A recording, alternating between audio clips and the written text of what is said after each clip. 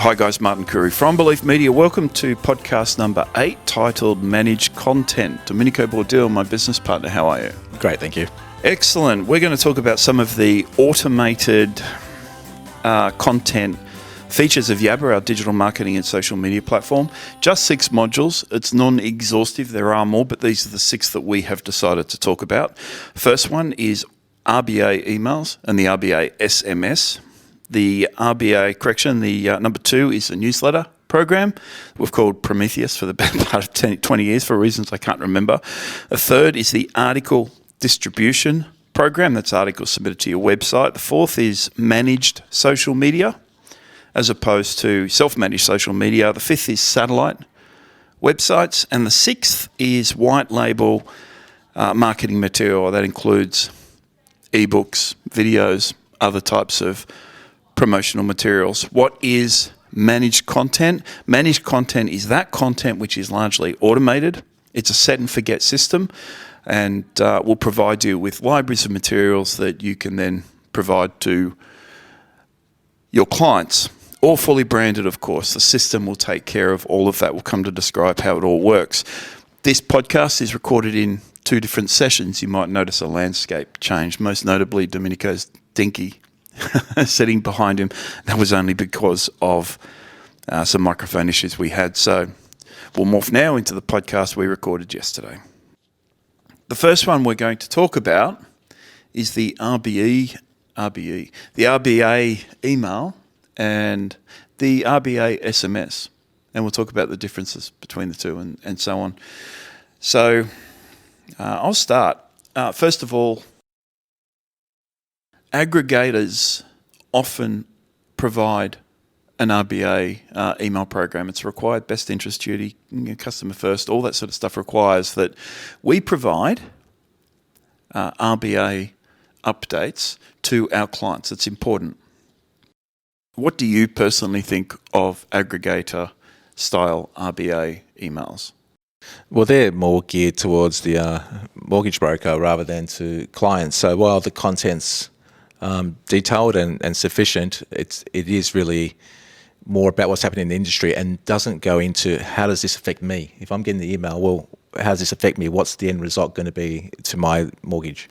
For a mortgage broker that sends out an RBA email, they're interested in 2 things. First of all, satisfying the criteria or the attributes necessary for best interest duty, and certainly those internal requirements to provide necessary information, I guess relevant to their loan. But there's one thing that the client, your customer, is interested in more than anything else. Well, it's not one thing, but it's one broad thing. What is that? How the loan's going to affect us. How is the what's change going to happen to my loan repayments? That's right. They're interested in what is the rate and what am I going to pay. So what are the consequences of today's rate change? And most aggregator style emails I've seen, like I've rated them from best to worst. I've gone through 12 because that's all I could. They're the aggregator emails I get, about 12 RBA emails from their brokers. There's probably more, but they're the ones I could identify when I went through and filtered through. Now, Connective are the worst. They've got the worst RBA emails in the industry. AFG provide an RBA email, which are just as bad because what they do is first of all, they introduce it as a styled newsletter. Now, in almost every case, when we send emails, this applies to email programs, autoresponders, and so on. Everything, including the RBA email, is people respond better to text emails. It opens in every email client on every single telephone and will not distort. So when you provide a big glossy HTML email, obviously it occupies more than the screen real estate and there's overflow and so on. It's difficult to read and it has a far lower conversion rate, straight up far lower conversion rate. We've measured that. It varies depending on the aggregator. But a text, well, when I say text, it's rich text. So HTML emails will always convert higher than a newsletter style email.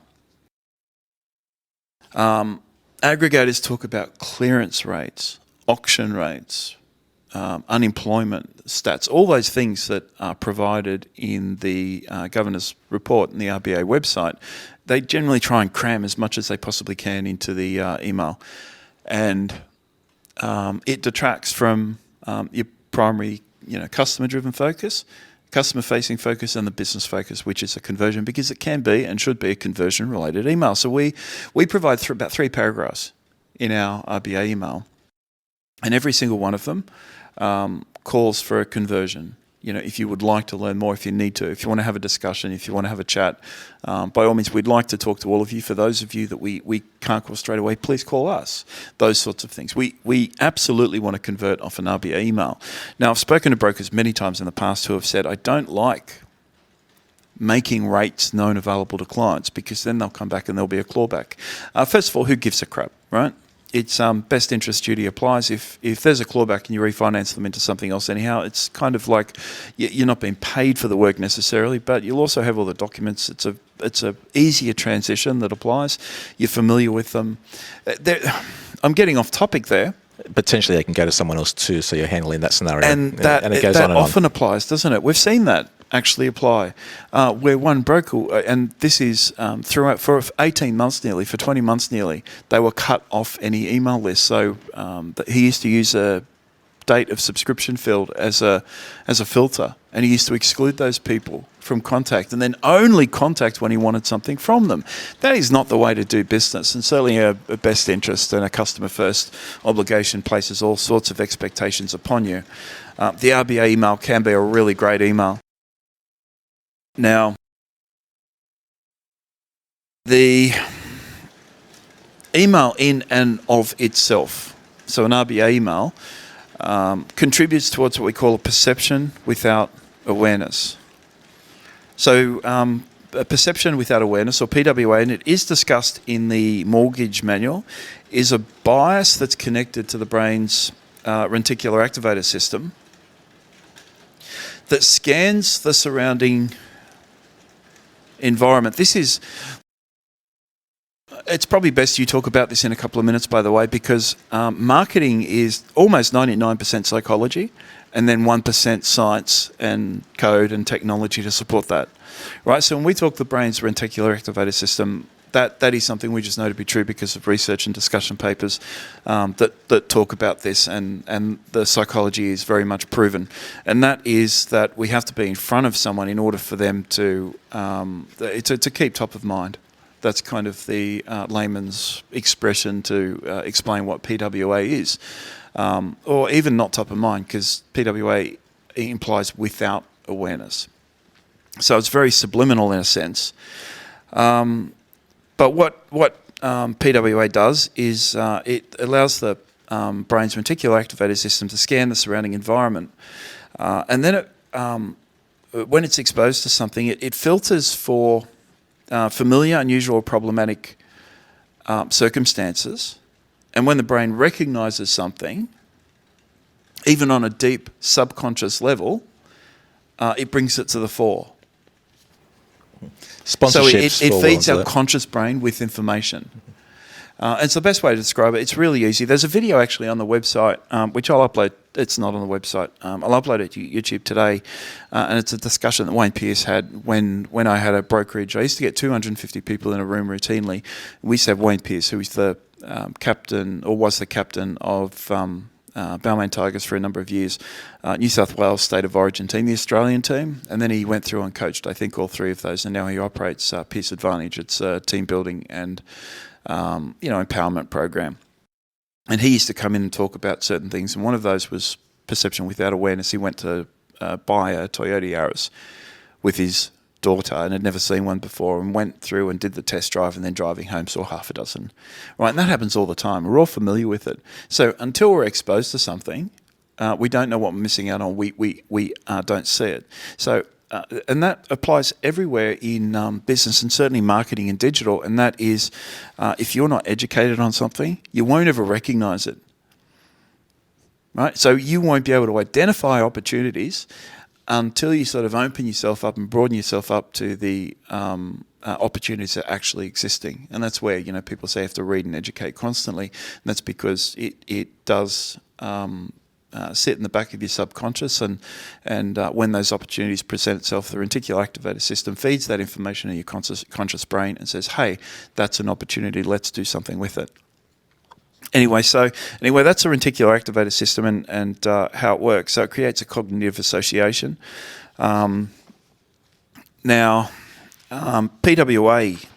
is just a means of people identifying our business by way of lots of exposure. RBA emails contribute to that. RBA emails, newsletters, all these things, social media, billboards if you have that sort of budget and presence. All these things sort of feed into our subconscious brain a lot of the time. So while we're not necessarily top of mind, we will be when a requirement is called upon. So their brain says, hey, I've got that information, here it is. It's XYZ brokers. We need to call them. This is very similar to the mere exposure effect. Do you remember what the mere exposure effect is? No, it's, again, it's intrinsically connected to the principles of omnipresence and PWA to a certain extent, in that you're everywhere and nowhere at the same time.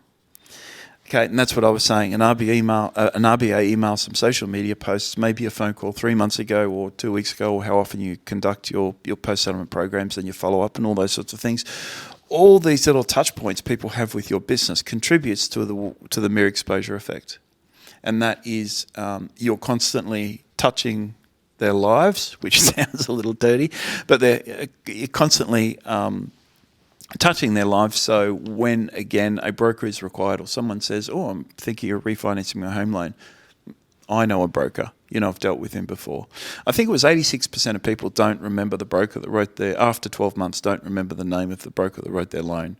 People don't have the same level of commitment to a broker and loyalty to a broker as they do, say, the family doctor, dentist, lawyer, and accountant, and so on. And we were talking about that in yesterday's podcast. Video. Just a video. The previous one, and that was by referrals and getting to know the family members. It actually brings that more to the forefront and embeds you more and more into the referral and to being recommended. And people know who you are because you've been helping the family. You want to inject yourself into cults and tribes and so on, and a family is a perfect example of that. The example we gave last night, it was in reference to our Platinum program is, and I don't know how we got onto the topic, but you can inject yourself into the lives of an individual, and then through your post-settlement program, you can develop those people into passionate advocates and referrers, and you can write a loan for their, sorry for moving so much, guys, this is a really uncomfortable couch, but you can write a loan for their sister, their brother-in-law, their cousins, dog, their cousins, their mum, all these people sort of suddenly become part of the tribe, and you can reach a saturation point.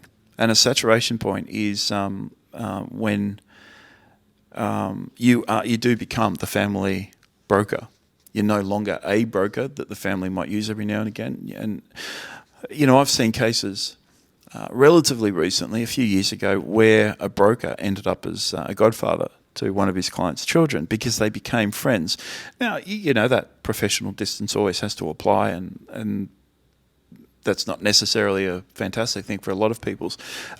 But certainly that gentleman injected himself into that person's life in a fairly significant way, but he did end up writing all of that business. So we had this argument a long time ago, and I said the RBA email is absolutely required. And what was the word you used? Try to remember now. You said expected, I think. Expected? It was expected. And you were saying required, and I said, well, is it really required, or is it more expected and appreciated? Okay, from a best interest duty point of view, how can you satisfy the attributes of bid without providing someone with information on changes to their home loans or nil changes to their home loans, which is just as important? And that's the expected part to me. That's the expected part. But because of, I suppose, the Royal Commission, it becomes more, then it gets pushed into what you were saying. Well, it's actually a requirement that you obliged to send it out. It is 100% and we're bouncing back and forward on semantics there. You could argue by law almost, or not by law because it is in law now, but certainly best interests means you're looking after people in a whole manner of different ways and providing them with updates on the product that they acquired through you forms part of that. It is just so important. Now, because it's required,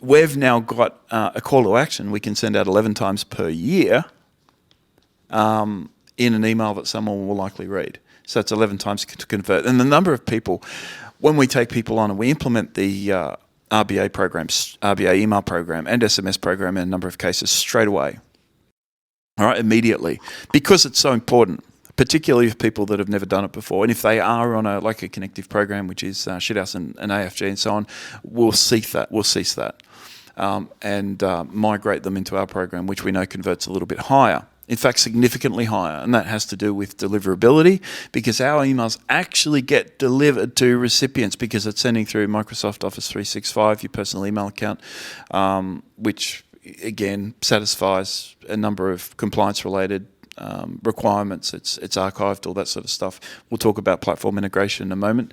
And other systems don't come from the broker necessarily. And the links are not links that are associated with your website and so on. But I'll come to talk about those, particularly when we talk about article distribution services.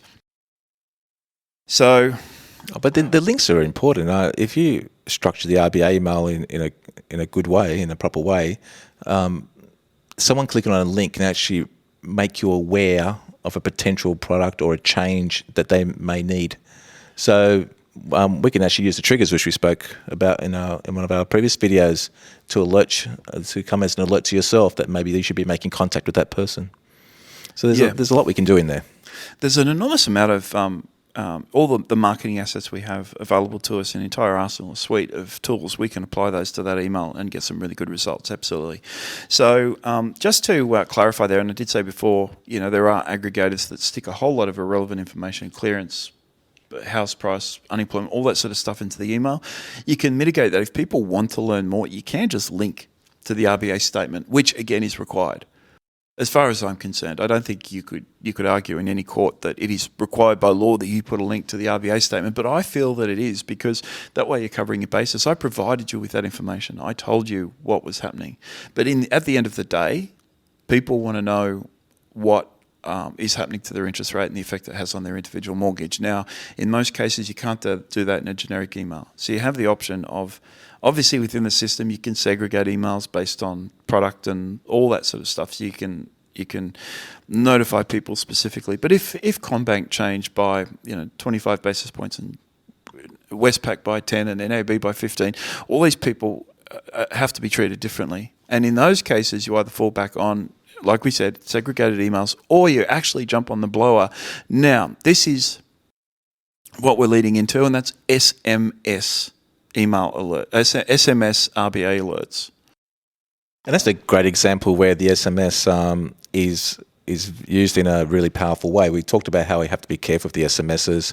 It can be intrusive to people, but an SMS alerting to someone to a rate change that will benefit them, or an increase where maybe they should go through a review, is a welcomed SMS, and there'd be less chance of people considering that intrusive. A lot less. Yeah. RBA SMSs convert very high. Right, they are very, very high because people can reply directly. The open rate is close to 100%, if not 100%. They are an extraordinary means of making contact with your clients, and I do like those to be segregated. So they don't have to be, but they should be. So for particular products. Oh yeah, it's to your benefit to segregate those ones, definitely.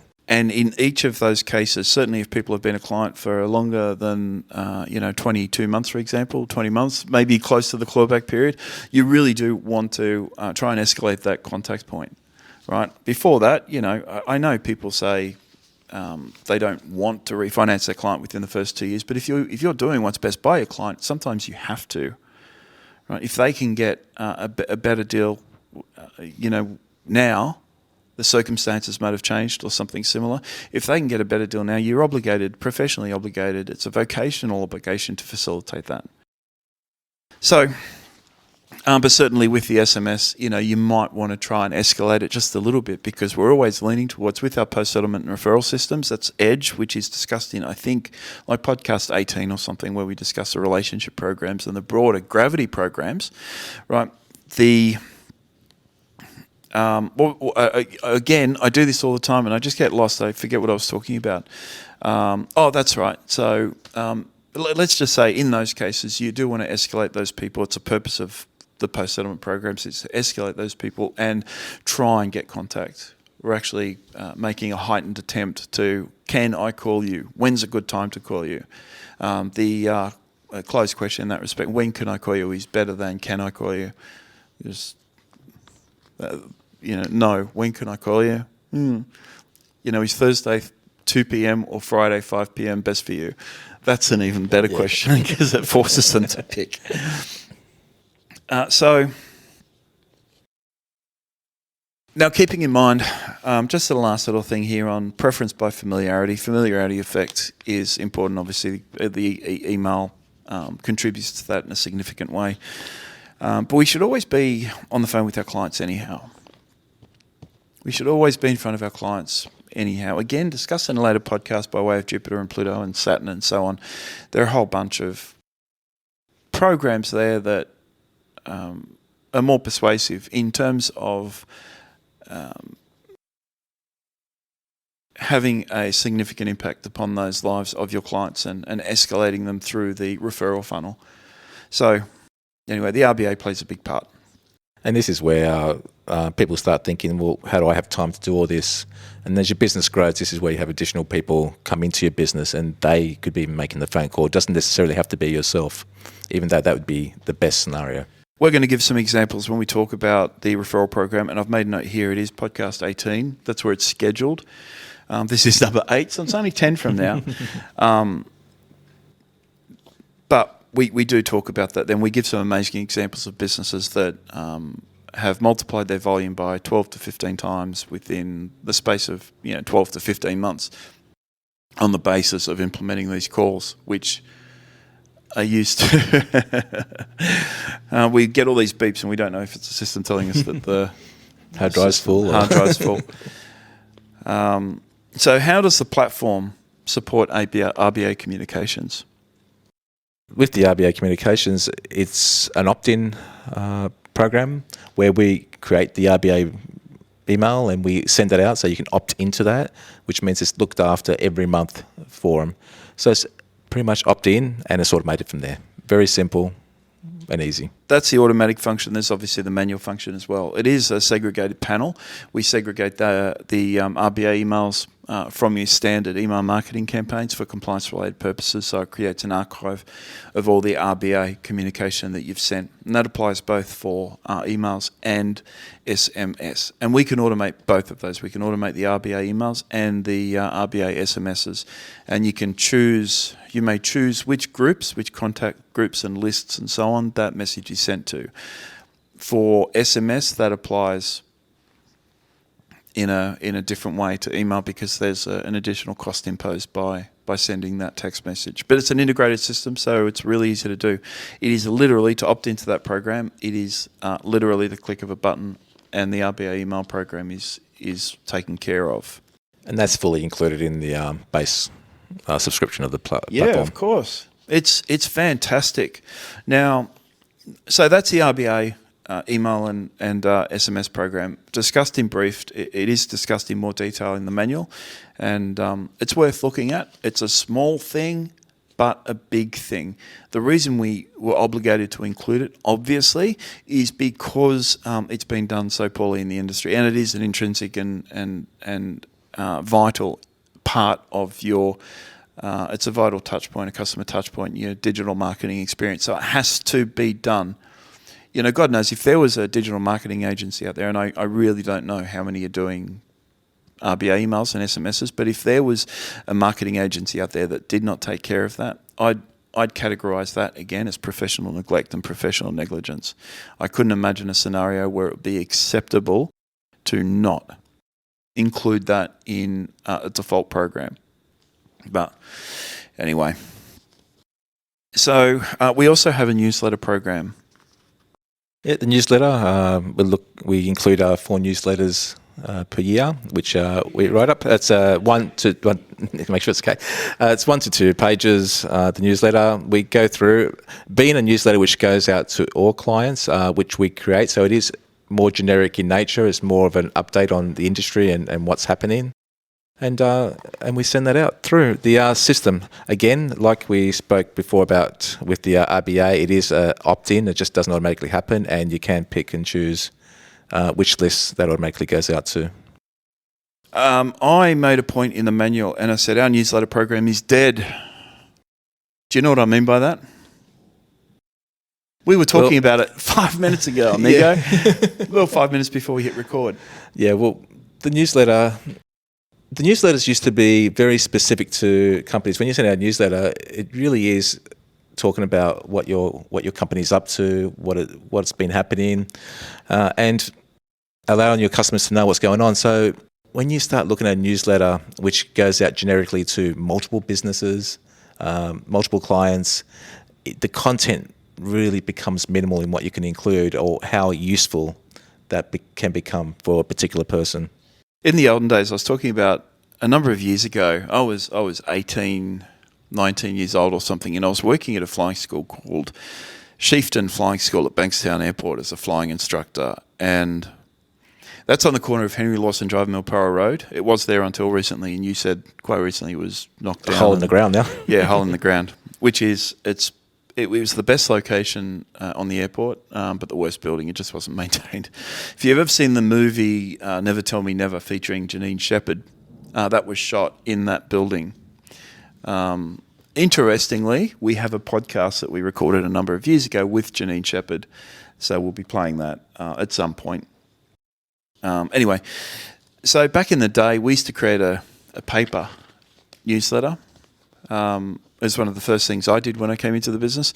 We had word jumbles on it. We also had aircraft schedules and new aircraft to the fleet and little bits of safety information. But there was always those couple of pages that outlined aircraft maintenance schedules and things. So when aircraft weren't going to be available, maybe price increases and so on, the hourly rate might have changed and things like that. So there was a certain very business-orientated focus for a couple of pages. The rest of it was very generic. The problem with, and look, quite frankly, no one cares when you're dealing with a finance business. When we had the flying school, it was very, and Domenico, by the way, came on later on. We owned Flight Training Proprietary Limited for a number of years as well, which was a company that dealt with flight training. So we've got a history with that. As well as digital. And we did that because of digital. Digital led us into that arena, apart from the fact that I was a flying instructor. But it was a lifestyle business. People used to come out to the flying school and play pool all day.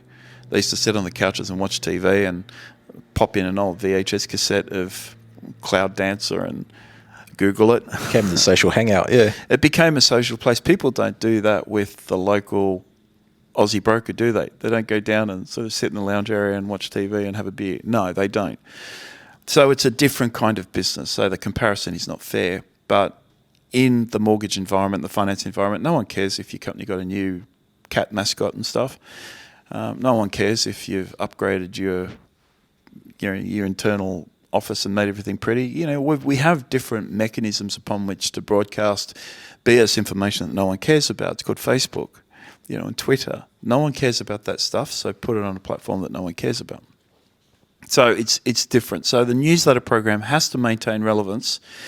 And we've struggled with this in the past in that we have to maintain a really high degree of relevance, but also be entirely generic, where we don't introduce features into a newsletter or services into a newsletter that certain businesses don't have. You don't want to include information on contact us for, and we'll put you in touch with the local financial advisor or an accountant who can set up your self-managed super funds, all those sorts of things, when that broker doesn't have those things in place. Now, we do talk to you on the phone. As part of the platform subscription program, we do talk to you on the phone. We talk to you about all of these things, and if you don't have those sorts of things in place, we do help you to an extent in making that happen. Only because it's necessary. As a broker, you have to have certain things in place. And it does make our job a little bit easier when we have newsletter programs. We include a lot of lifestyle-related stuff. And the last one we sent, there was a recipe on homemade special sauce for McDonald's. We've done one on the KFC, the secret herbs and spices. Interestingly, we also did one on how to create McDonald's French fries. It's not all food related, I swear, but it's heavily lifestyle related. There's a lot on gardening and home improvements. We did one 6 months ago. I think it was for a dedicated platinum client on building a swing set for your kids. There's a lot of different things that can be included in newsletters. So when I say our newsletter is dead, it is kind of dead. We turn it into more of a lifestyle magazine. We still talk about finance. There's a lot on property. We have to assume that if someone's coming to you for a home loan, they have some sort of interest in property. And that helps give us the common ground in which to start and which to write from. Yeah. But with the newsletters, you can write your own newsletters too and send them out. We encourage that. Yeah, and that'd be the better option. Oh, yeah, I wrote in the manual. I've got a little piece of paper here, and I wrote one line, and that is, you need a broad omnipresence driven by an unbridled enthusiasm for original content and relationship building. Original content. That applies everywhere. We're going to talk more about that in a moment. But the newsletter program is good. Like, ours is better than most newsletters out there made available to the market. Certainly, again, aggregated newsletters. Oh, good Lord. Okay, they send them in a HTML email, which is fine. Most of ours are sent as a PDF document.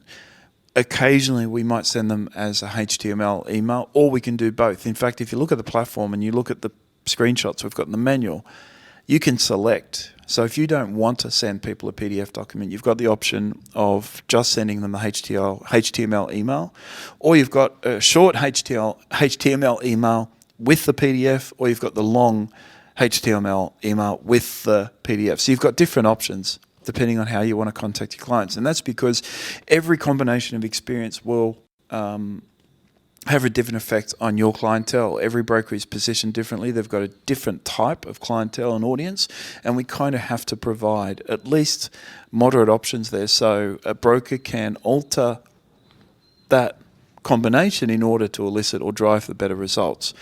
Remember, like everything, it's a customer service and a customer focused program, but the idea is to convert. Like everything, convert. You won't build your business if all you do is, you're not in the business of sending newsletters and recipes and things to people. You're in the business of writing home loans. In order to do that, you have to convert off every marketing asset and an object that you own. And if it doesn't convert, it adds to the omnipresence of the person just seeing your name appear once again in their inbox. The newsletter is sent every Thursday, Tuesday of every second month. I didn't make that. Made no sense. They're sent every third Tuesday, every second month. All right, and the reason we do that is so people get a newsletter before the end of financial year and Christmas. The Christmas newsletter is my favourite.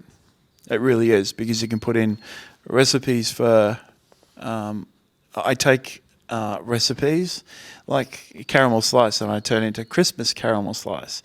I take chocolate chip cookies and I turn them into Christmas chocolate chip cookies. It's a really good, and people really appreciate that. I swear it is just the most engaged. People will call you and thank you for it. They really will. And it's a lot of fun on our end to put all this stuff together, because often in the past we've also created videos, tutorials on how to create this stuff, and often it's me. I haven't got Domenico in on the build yet, so I'll film myself creating a caramel slice, and I am awful. I am awful at this stuff because I'm not a cook, but I think that's what people want to see. It's the comedy aspect of it. Well, just to see some guy, because if I can do it, anybody can. And a lot of people don't use that because they don't want me as part of their business. For a lot of businesses we deal with, I am a face of their videos and things like that, so it's not such a bad thing. But we do produce that material sometimes that you can use. I did a video once on a deconstructed sandwich. I had a loaf of bread and a tub of cheese next to each other and some margarine. That was my deconstructed sandwich. Yeah, I thought it was really funny. No one else did. In all cases, snail mail newsletters work better. I'm glad you finished that sentence, because you were talking about food and started off with snails. I thought you were going to go into the French cuisine then.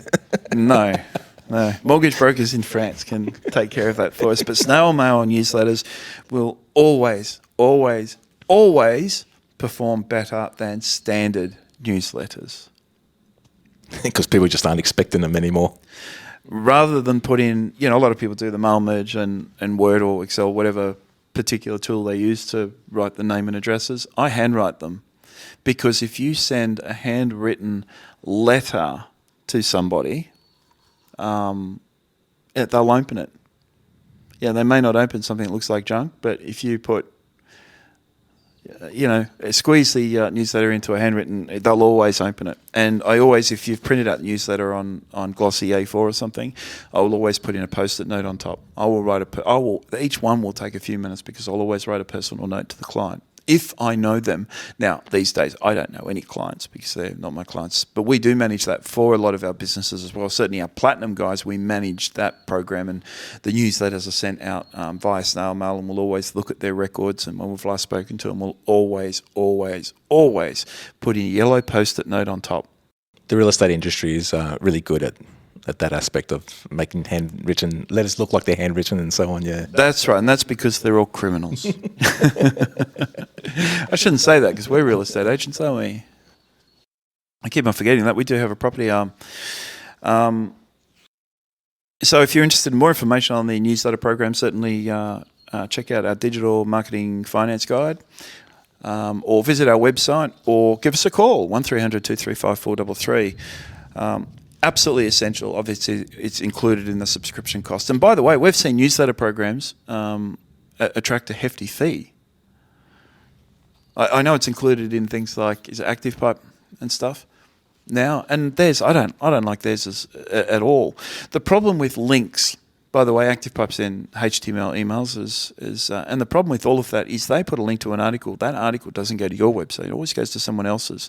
That is the direct opposite of ours. If we send out a newsletter, I need to talk about this. Yeah, it's very important. And I'll come to talk about it in a different way when we talk about the article distribution service, is if we send out a newsletter to your people and there are links in an email, we will send that content to your website first.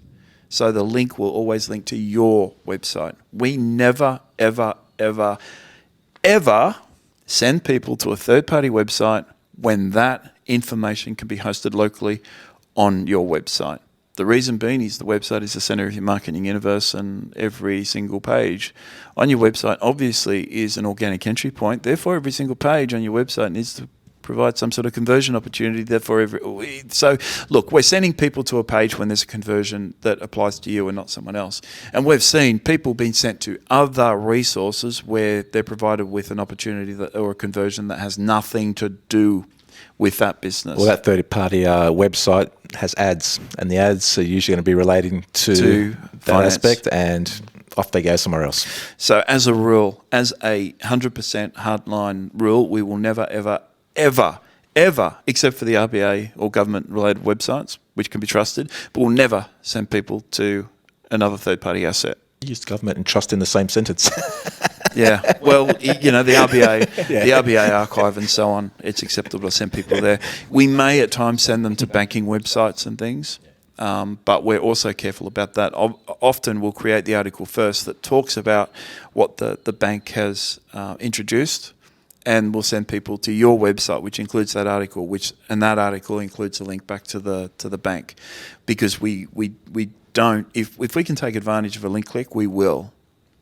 And it gives credibility to the whole article. So the article is a summary, and then they've got the official source. Yeah. So it's great to have that link through to the source. And if you're saying to yourself, I've never heard of that feature before, it's important to talk about this. That's because we're the only marketing company in the country to do that. Bottom line. Certainly in the finance space, that is unheard of. But those poor little, Smurfs are listening to, that are consider themselves our competition, are listening to that, and they're shedding a little tear. How do I do that? Use our product. Use our product. Well, they can if they want. We do have a program for those guys in the industry. Yeah. But the point is, we have to put them on an education program. Yes. It's like deprogramming them. We have to turn them into something else. We can't allow them to continue with their mediocrity and pushing bad experiences and poor customer outcomes upon their Well, yeah, because without that education, they will link back through to third-party websites. They will do when everything. The ability is there and functioning to push it through to the client's website. Yeah.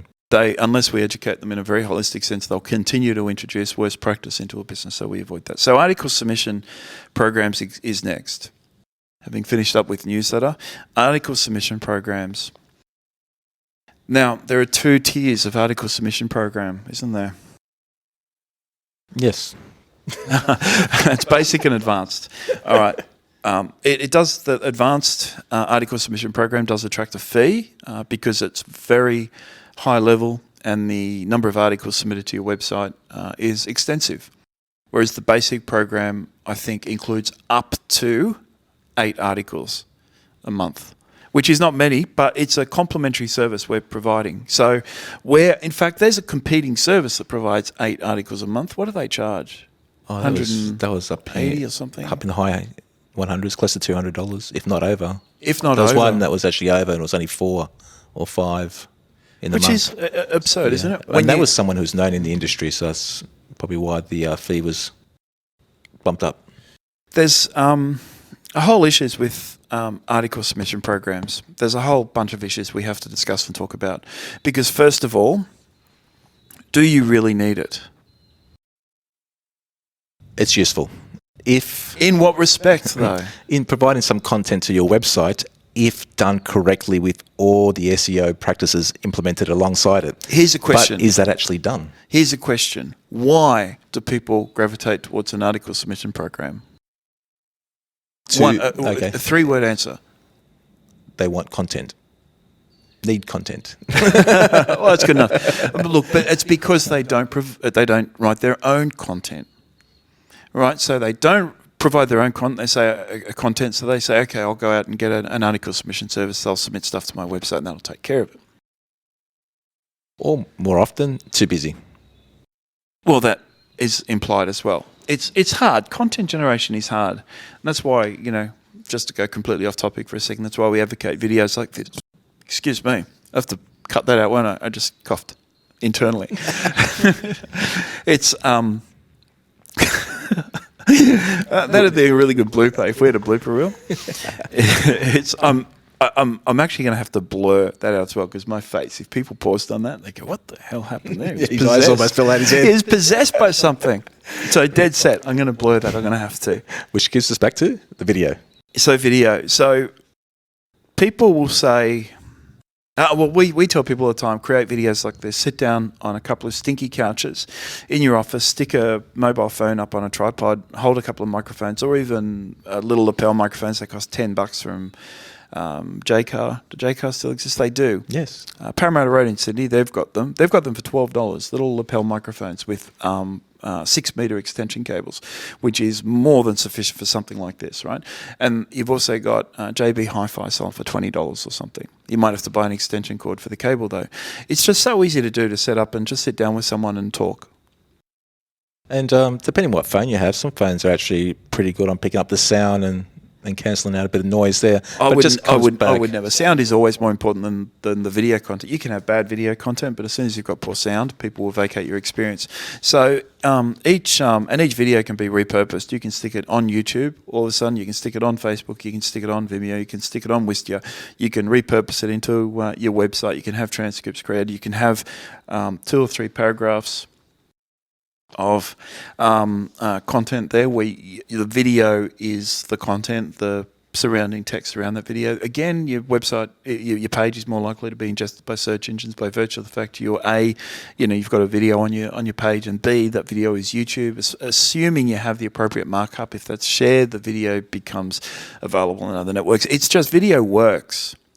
We're moving to an era where it won't even be necessary for people to read anymore. You won't be teaching kids to read in school. You'll be teaching them video production. Now, when my daughter was in kindergarten, granted she goes to a really cool school. It's one of those brand new schools. She learnt video production in kindergarten. They had green screens and stop-go animation. So with little toys, they had little... The world is changing. Oh, if you think about it, most people used to avoid being in front of a camera now. They can't wait to jump in front and use a camera to communicate very quickly and easily. People wouldn't believe it, but we hate sitting in front of a camera. and it takes out a big chunk of our day. Some of the real estate agents we work with, though, they would sit in front of a camera 24 hours a day if they could. They love it. And you go out with them somewhere, and they'll always, and it's fantastic, right? I'm not diminishing the value of their enthusiasm because it's fantastic, but they want to shoot videos everywhere for any reason. And they should be for their and content. And they should be. That's what we advocate. I was in North Shore the other day, and we were going past I don't get to that part of the world very often at all unless I have to visit a broker. And I was there the other day and passed a development site, and I jumped out and I actually stopped my car and jumped out and shot a video of the development in the surrounding area for a particular purpose. So I can see why real estate agents do it. But it's easy for brokers to do. They have enormous amounts of information bouncing around in their heads, and I love it when they sit down and share their subjective take on the industry and their specific experiences with clients and so on. The one thing we were talking about yesterday when I was talking about the sea of blue suits, and I gave, this is, again, I digress, so remind me to come back onto point, whatever that point was.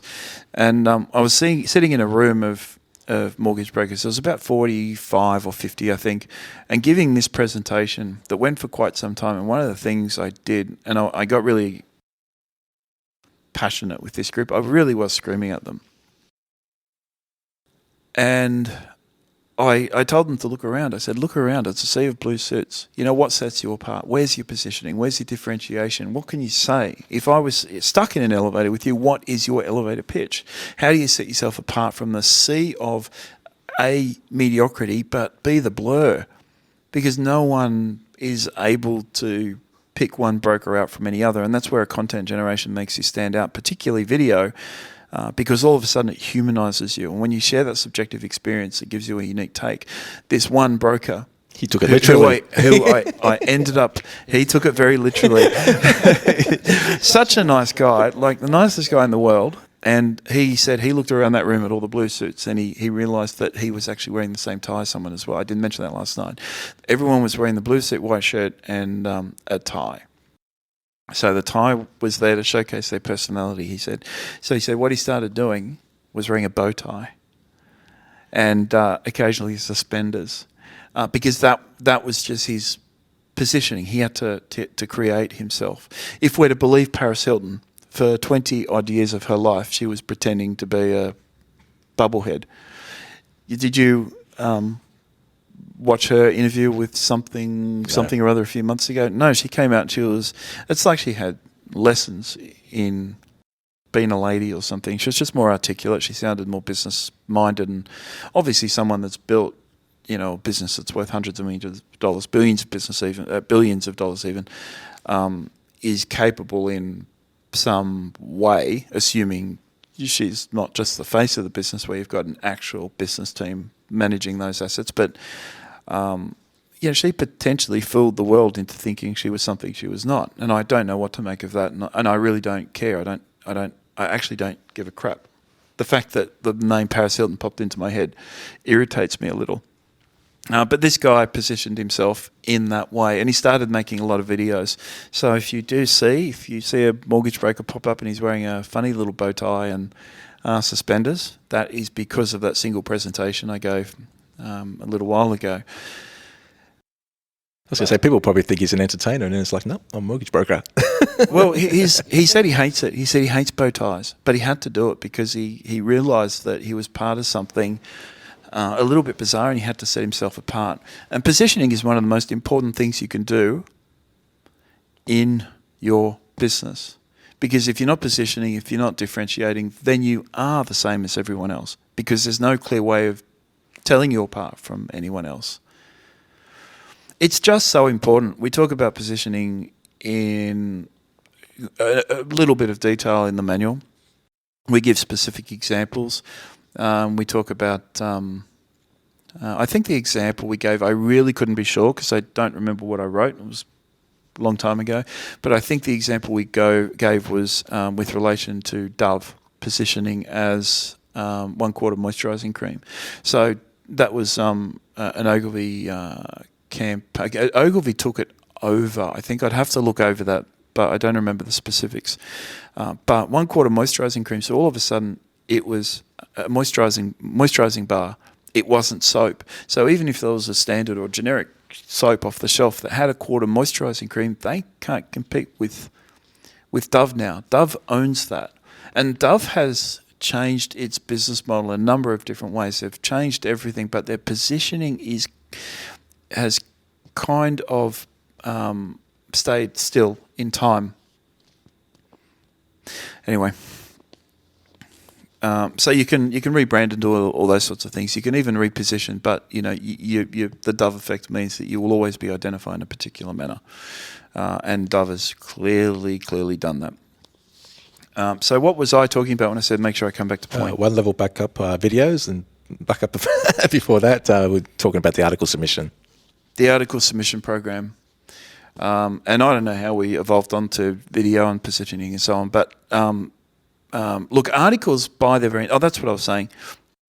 We're talking about how easy it is to just create a little bit of content and stick it on your website. And there are a number of different ways in which to do that. And we will talk you through that. Our BeLearn system introduces a number of ways in which to improve upon that. And the last thing I think I said was people will get an article submission program because they're not producing content. Now, ironically, those people that should be using an article submission program are those people that are using their content because they want to add a different flavour to the mix. They want to mix it up a bit. So let's talk about the SEO implications of duplicate content, because that's what an article distribution service is. It is duplicate content. And that's where the problem begins. So you got Google. It's a search engine. Everyone knows that. It crawls around. It looks at what content's on the internet. Now it's going to see multiple web pages all with the same content. Which one is it going to show? It's going to show the first one it finds. That's going to be indexed as the primary site.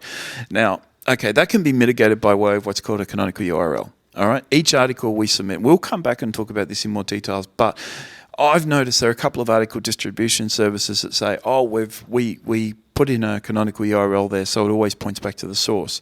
What that does is, first of all, it completely diminishes the value that article might add to your site unless someone actually visits your site, and that article is there for them. They don't necessarily know that it's duplicate content, and that's right, because they're on your site. To me, that's really the only benefit the article submissions really have, in the sense that someone who comes on your website does have content they can go around and read. It's the only advantage. You are absolutely because correct. From an SEO or a search engine point of view, it all goes elsewhere. But where does that traffic come from? Those people that come and get an advantage from your SEO, who are they? Well, they're people who have been brought to your website because of unique content. No, they're people that they're existing clients. Unique content... okay, via your emails and things like that, yeah. But it won't be SEO. That's the thing that bothers me with every article distribution service on the planet, is it degrades your website's expertise and your authoritativeness, because you're always assigning that expertise and authoritativeness back to some other page by virtue of the canonical URL. Canonical URL is just a URL within the code that says, hey, it's this page that should be ranked. And they should be assigned all the value for this content. It's got nothing to do with us. It's duplicate. So you're helping that one along. You're helping that one along. Now, in most article distribution services, those cases, where does that canonical URL point back to? Back to the person who actually sent the article out to you. Yeah. And that is what applies in the majority of cases. So they're getting this page rank applied to them. They're getting this search engine authority and expertise assigned back to them. And diminishing the value of your site, and diminishing the value of the existing content on your site. So, okay, duplicate content in isolation as a single topic is not bad. You're allowed to have duplicate content. That's what a press release is. If you get a press release and you publish that on your website, that's duplicate content. You always have a canonical URL, always point back somewhere else, that's fine. All right, but if all you're posting is duplicate content, you are diminishing and you are devaluing your website in such a significant way. You will have zero search engine expertise, authoritativeness, and trust. Those three attributes will not exist on your site, and Google will push you further and further and further and further and further in search engines. In extreme cases, and I don't hear this happening very often, extreme cases, if all you post is duplicate content, they will remove you from search entirely. They will just remove you. This site is pointless. It's garbage, so I'm not even going to bother ranking it. Plagiarism. Plagiarism is different to duplicate content because plagiarism is a function of people taking an article and then rewriting it. Now, if you're going to take an existing article and rewrite it, okay, first of all, there are article distribution services that will submit an article to your website. They will assign that canonical URL, and then they'll say it's okay if you plagiarize. Do whatever you want with the article, and so on and so on and so on. So whatever you do, that canonical URL will always point back. Most brokers don't know. I have to go through and change that URL and alter things so that site no longer assigns the value back to someone else. In 100% of cases we evaluated, that is exactly what happened. And the problem there when you do all of that is if your content bears a resemblance to something else, that's plagiarism. Google will say, hang on, that guy's a goose, he's full of crap. All he's done is taken that guy's article and tried to change a few words. It doesn't work like that. So if you're going to change something, so if you're going to be, let's use the word inspired by something, including MFAA used to provide, I don't know if they still do, 3 or 4 articles, 5 or 6 articles or something in their resource section that you could post on your own website. So if you're going to take that for inspiration and write your own, you have to make that article indistinguishable from the original. I mean indistinguishable. So it can no way be connected by search, who you have to consider a human being, back to the original. So if you gave 2 articles for someone to read, they wouldn't be able to tell that one was inspired by the other. And they wouldn't be able to tell which was inspired by which. Grammarly's good for that. No, don't encourage that sort of nonsense. It's not a matter of changing words. It's not a matter of even changing paragraphs and content. It's like I said, completely indistinguishable. You want to read something and then walk away, even walk away for a few hours and come back and write something yourself. Right, write it in the format that we use for our email marketing sequence, which is the Sonata model. So an introduction, an exposition, development, recapitulation, and a conclusion. Right, that's the format for an article if you're writing on your website. Or if you're writing something very short around a video, you can write it in the NITS format with a NITSK, right, which is the nature of the thing, which is essentially an introduction.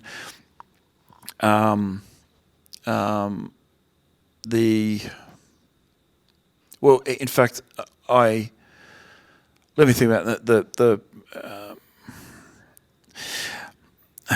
I'm not even, look, it's a nature, intention, time, and special circumstances, but I think in that manual we talk about why we do not use that. So sorry about pausing there like an idiot, but I think we talk about the fact when you write an article on your website with video, try not to use that, but we do use it for video format when you're recording videos yourself. But it is a format which is NITSK, nature, intention, specials, nature, intention, time, specials, and conclusion.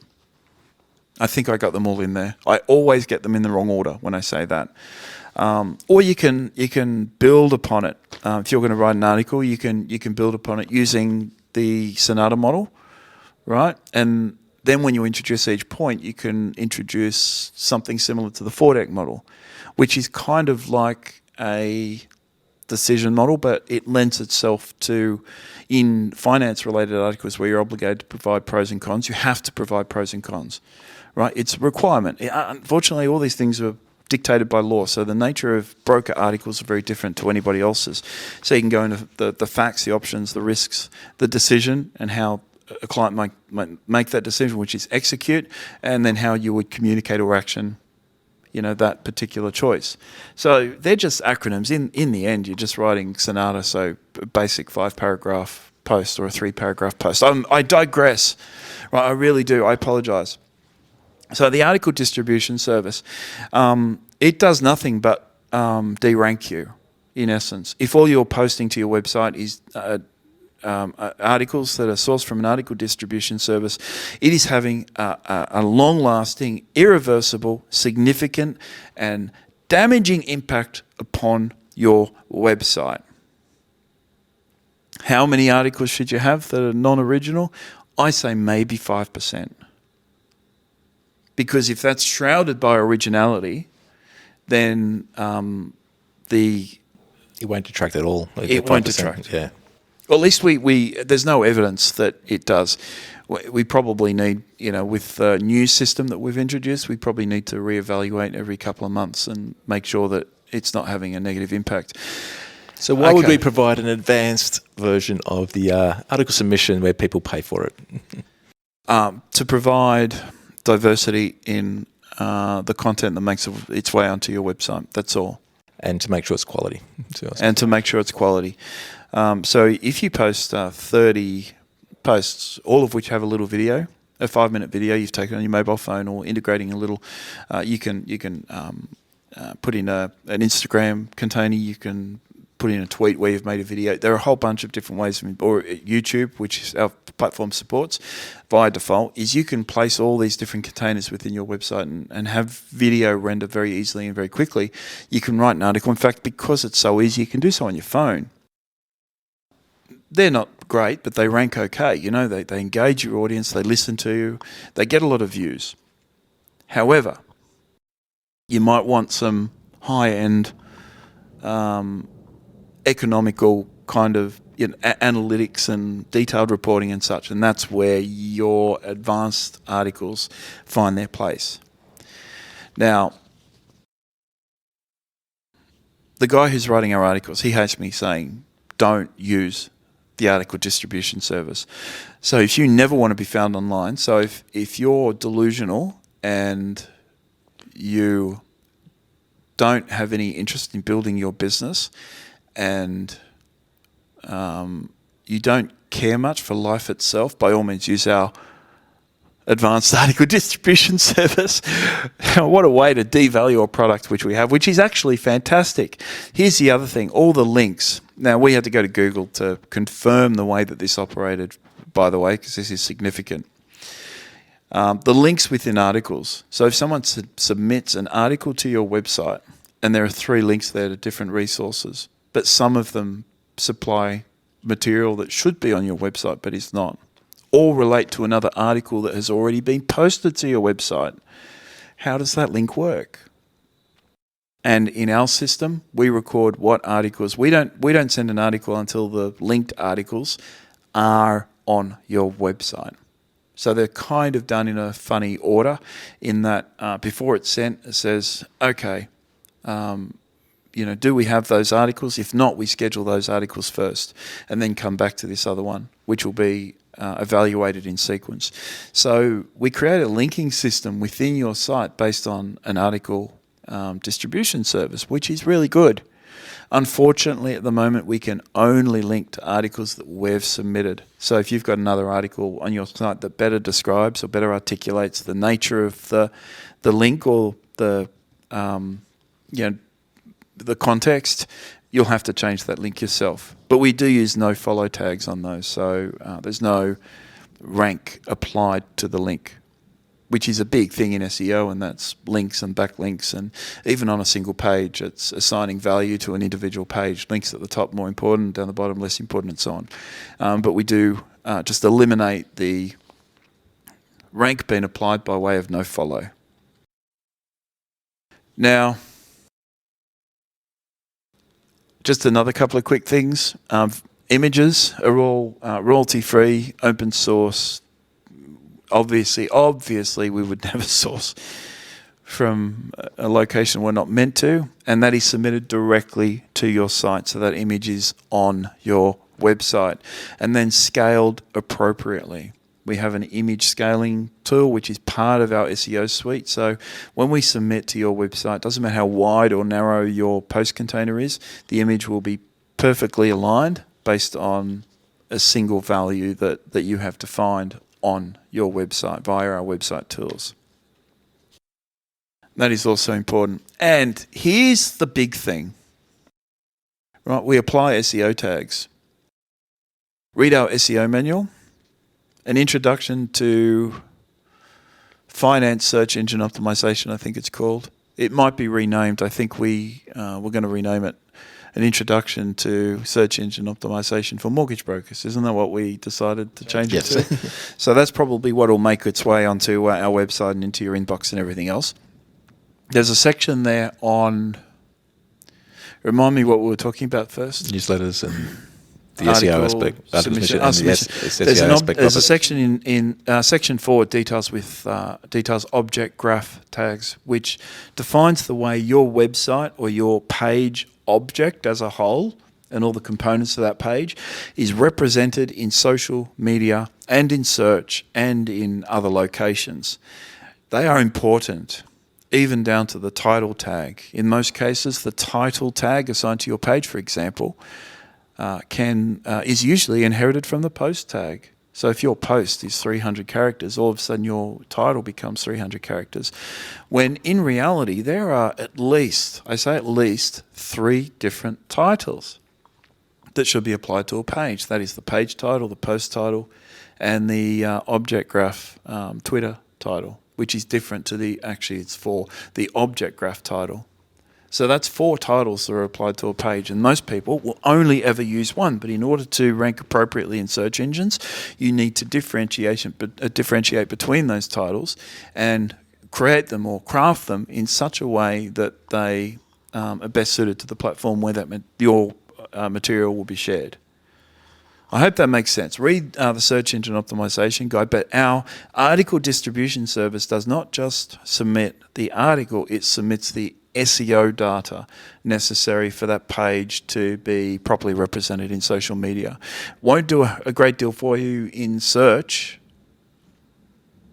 but in rankings, because it is duplicate content. So where do we point the canonical URL? Where does our URL go to? If we're assigning value to a particular page, where does it go to? We've got a single website. It's completely de-identified and white label. There is no advertising on it. There is no indication that it belongs to us. There is no branding in any way. There is on the privacy policy page and the about page, because we had to provide a disclaimer that the information is, but generally speaking, people will land on a page and it's completely non-commercial. Why is that important? Well, it's not, because no one will ever know what the canonical URL is. But we don't want it to rank. We don't want that site to rank. In fact, I think we've got a no index tag on the HTAccess file. And that's important for the reasons we mentioned earlier. When Google or Bing or any of those search engines goes crawling through the internet. So if people do end up, or if the engines do end up on that page there, it's totally white labeled. Yeah. There are a couple. White label is blank. So the white label usually implies someone sticks their image over the top.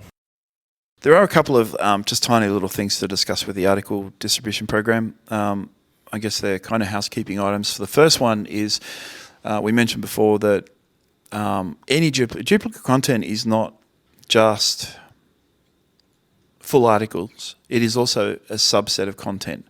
And this is where I don't like article distribution people saying submit just a small, alter as much as you want. And what people do is alter one paragraph and leave another paragraph and so on. And that becomes plagiarism. So we say if you're going to use the article distribution service, then just keep the articles as is. But you're quite welcome to completely disassemble them, as long as they, do not resemble ours. Because in those cases, you can start to, but if you're going to do that, then there's no point in having the article distribution service in the first place. There really isn't. I've sent so many emails to my guys over the years. I remember one guy in particular just constantly complaining about his SEO position. He never, ever, ever, ever produced any of his own content.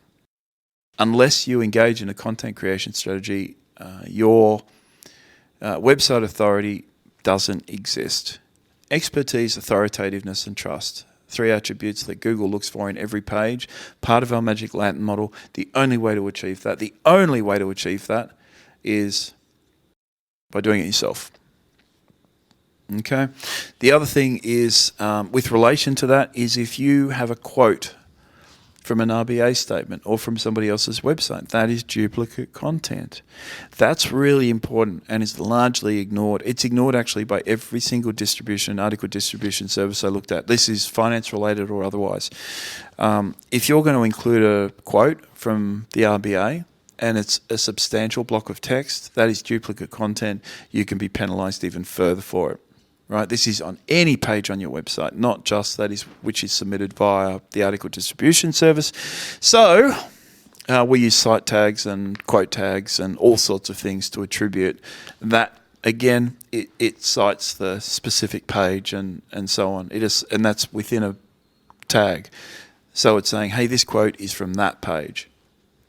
And Google appreciates that, and it crawls your page more proficiently, and it assigns various value to different pages where that value should be applied, and it does not penalize you. So I've gone on a lot about that, I really have.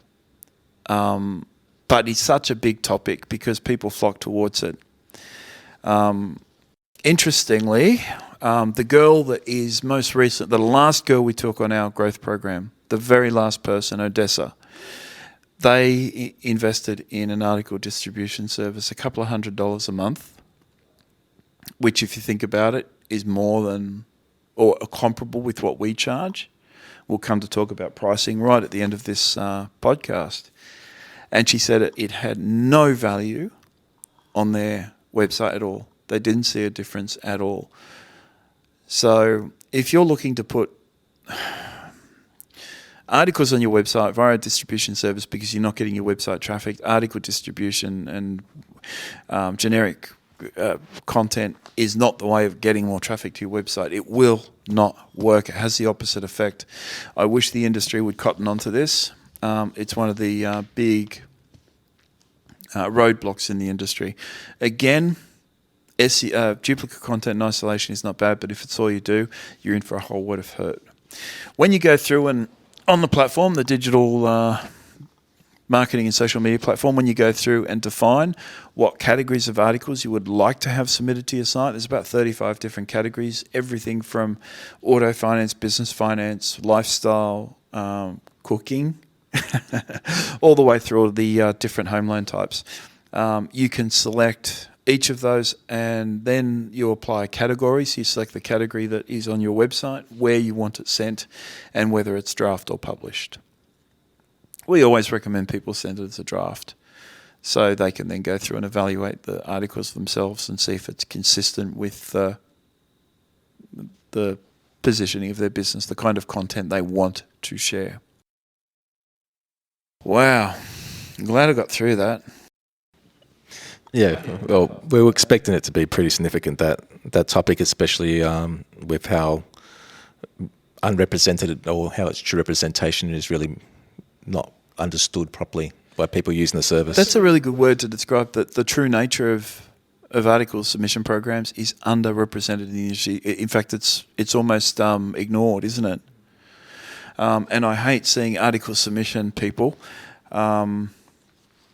when they say, I read one the other day and someone said down the bottom there was a canonical URL, so you won't be penalised.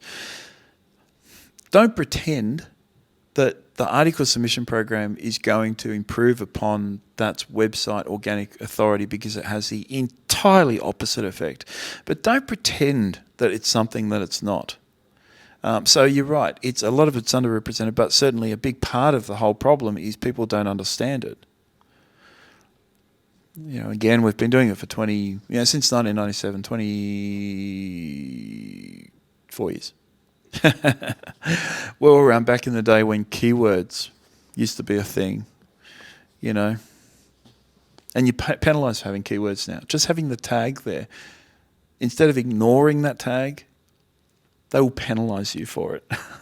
So if you've got an old website which you haven't updated in many years. Yeah, that's right. So that's the article submission program. More detail on our website at beliefmedia.com.au. More information in digital marketing guidance, certainly give us a call at 1300 BELIEF. That's 1300 235 433. Anytime we'll have a chat with you and talk to you a little bit more. But again, we just do recommend original content. We say that in every video. Every video we do, there's substantial blocks of duplicate content in every video we do. In every single video I've ever recorded, it's become a bit of a joke now. I will say every page on your website represents a potential organic entry point, and I always stumble on that thing because I try and say it too fast. So every single page on your website represents an organic entry point. Therefore, every single page on your website is a type of landing page. Therefore, every single page on your website needs to provide some sort of conversion opportunity. And I get. I'm so passionate about that because, again, it's one of those things that's largely ignored, and that's because digital media in the finance space is just represented by boneheads that don't understand digital media. Isn't that bizarre? It's like sending someone off to a brain surgeon that qualified themselves in. Oh, well, I'm not going to try and compare digital marketing to brain surgery. Maybe I used to be an airline pilot. I used to get very frustrated with flight simulator enthusiasts. I've got Windows, Microsoft Flight Simulator. So if you need someone to fly the plane, and the number of times I heard that, and I'm not kidding. We go through a lot of people. Each time you go back and forth to the States, you're putting 365 bums on the seats there, 365 back, and every second trip, there'd be someone that'd bring up Microsoft Flight Simulator. If you need someone to fly the plane, just give me a holler. 35D. Anyway, the next thing we're going to talk about is social media, Dom. Yes, and the integration of it too, I suppose, is a very important part there. So social media refers to LinkedIn, your Google, Facebook groups, pages, Google My Business, if I didn't mention that already, and what's the other one? Tumblr, Instagram. Anyhow, all those products is what we refer to when we talked about social media and posting to them. And we went through a fair bit of effort to try and minimize the effort needed to post across the social media by allowing people to post to one and then have the system automatically repost videos to the other services too, to make it easier. That's for their own original content, yeah. So it's a system called Instagratify, and we run that off Instagram. So you post something to Instagram video or an image or an album of images. This is actually interesting because, again, it's one of those things that's specific to our platform. And I will talk about why larger platforms don't do what we do. You're looking at the time there on the thing. I hit the button. I hit the button, so making sure I didn't stop it. It's still going. You hit the button. I hit the stop button, but luckily it didn't activate. If I had to sync this audio twice, that'd annoy me. Social media, Instagratify.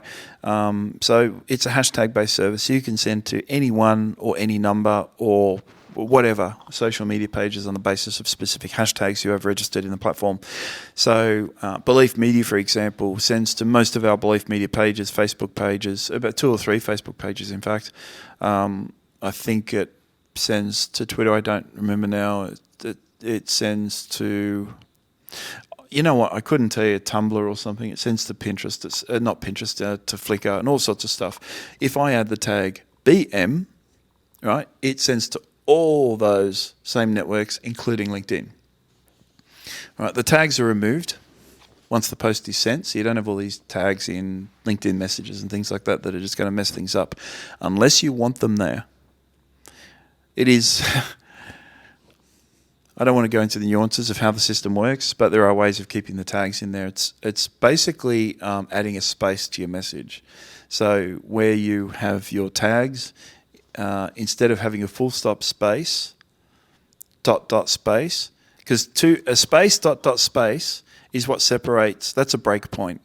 So everything before the space dot space is sent to all these other networks, and then everything after that is ignored. So if you want a really long post on Instagram, you can have that and send a specific portion to various networks. And it gets more complicated because if you wanted a specific message on Twitter, you would have square brackets, Twitter, : and then you'd have the message, : close square brackets. There are all these different rules that apply to this system. We should can get specify this is complicated. specific to our platform, not in those social platforms. Yeah, look, it's very specific to us. We've created these rules, and it's because there are so many different situations that apply. Now, 99% of people won't use them. You can create a title tag as well that goes to WordPress, because we submit all your Instagram stuff to WordPress. All the images get sent directly to WordPress into a dedicated and archive category, including the post.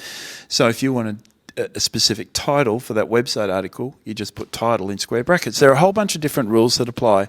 It does place a burden upon people, I guess, to take an extra 30 seconds when they create their tags. But it all works really well. And you just do it from your mobile. You don't have to log into the platform, which makes it very efficient to use. And the video gets sent everywhere, including YouTube, so it's a really efficient way of disseminating your information. Now, that is user-generated content, UGC, user-generated content. And there are a number of ways. Our social media systems are actually really extensive. Now, one of the systems we have in development is going to change the world. A Microsoft-driven social media integration, which will change the world you live in. Won't change the world. I hate when tech people say that. We're going to make the world a better place. So we do have libraries of social media content. Before we talk about it, I just do want to say there are platforms like Hootsuite, right? There are free tiers to things like Hootsuite and things like that, and there are paid all the way up to, like, you need $100 a month in order to have a service that actually provides something significant. We don't place limitations on your social media sharing the same way Hootsuite does. They might say up to 20 accounts.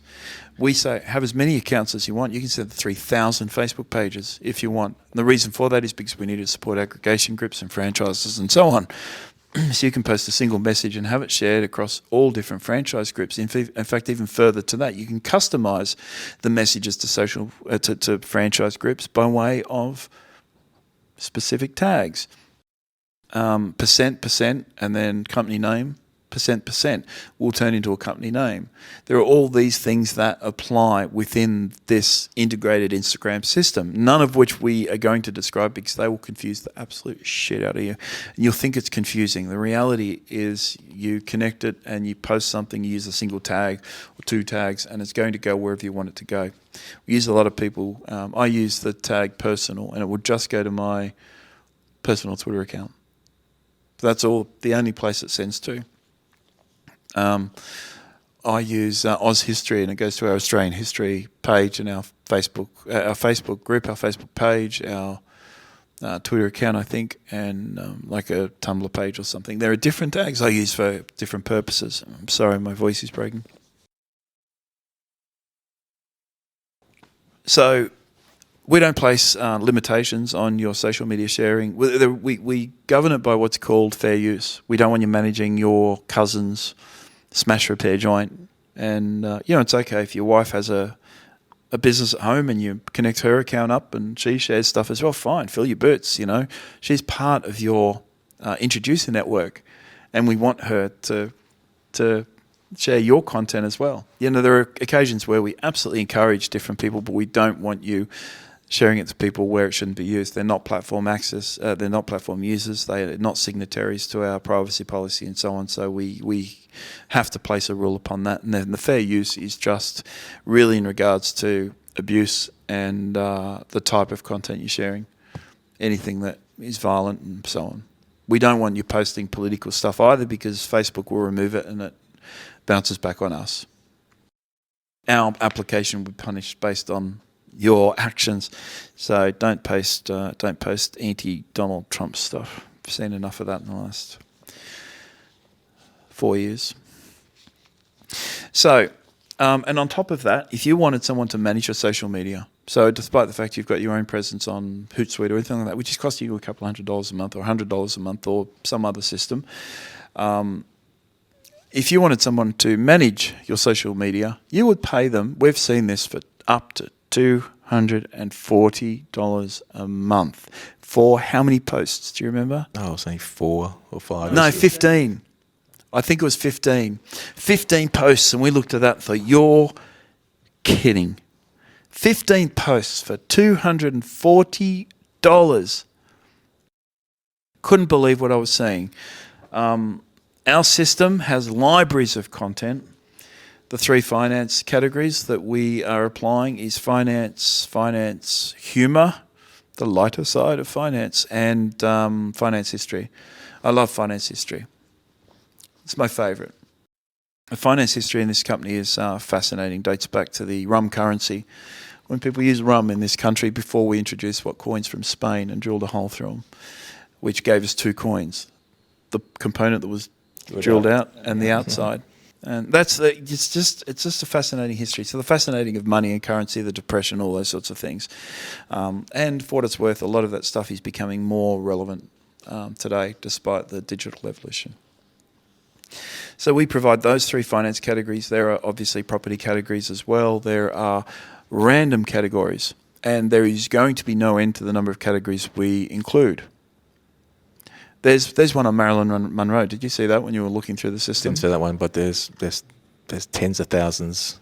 There's albums there. I created one specifically because these are created from content that we've just collected. So there's one on Canada Bay in Sydney, which is just kind of the Canada Bay, municipality and interesting things that occurred on Parramatta River, Rivendell, Uralla, the Meadowbank Wharf roads back in the day, which was, Sarcom Chemicals and Union Carbide and all that sort of stuff. This is behind the rail line where you've got all the developments now sitting on top of a cesspit of...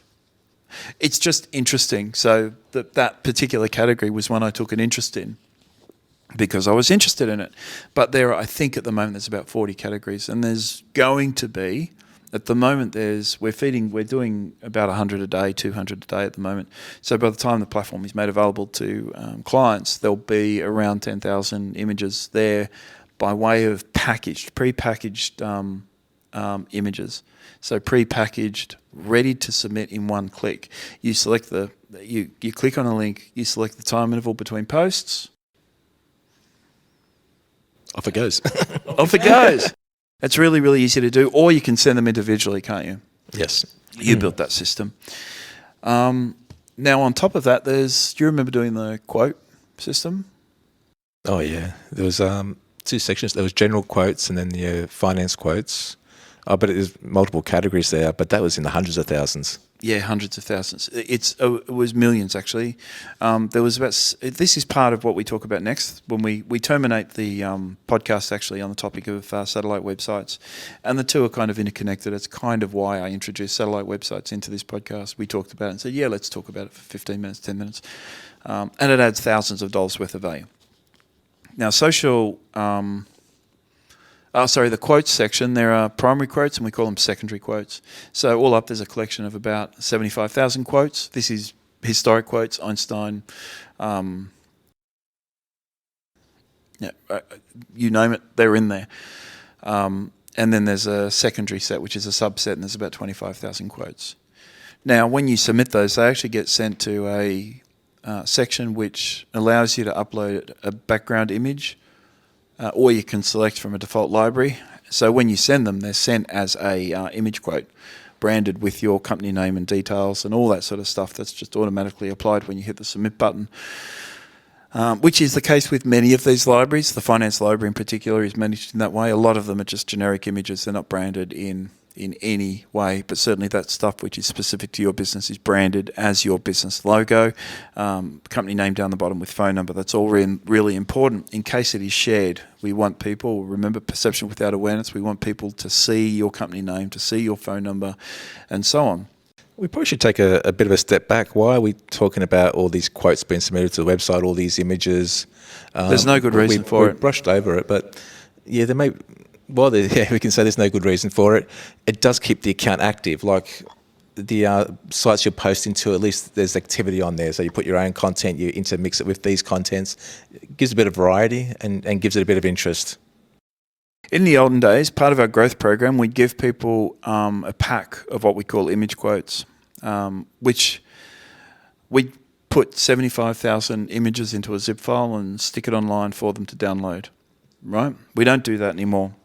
Because it was one particular experience where I ceased that part of the program with a guy that obsessed over it.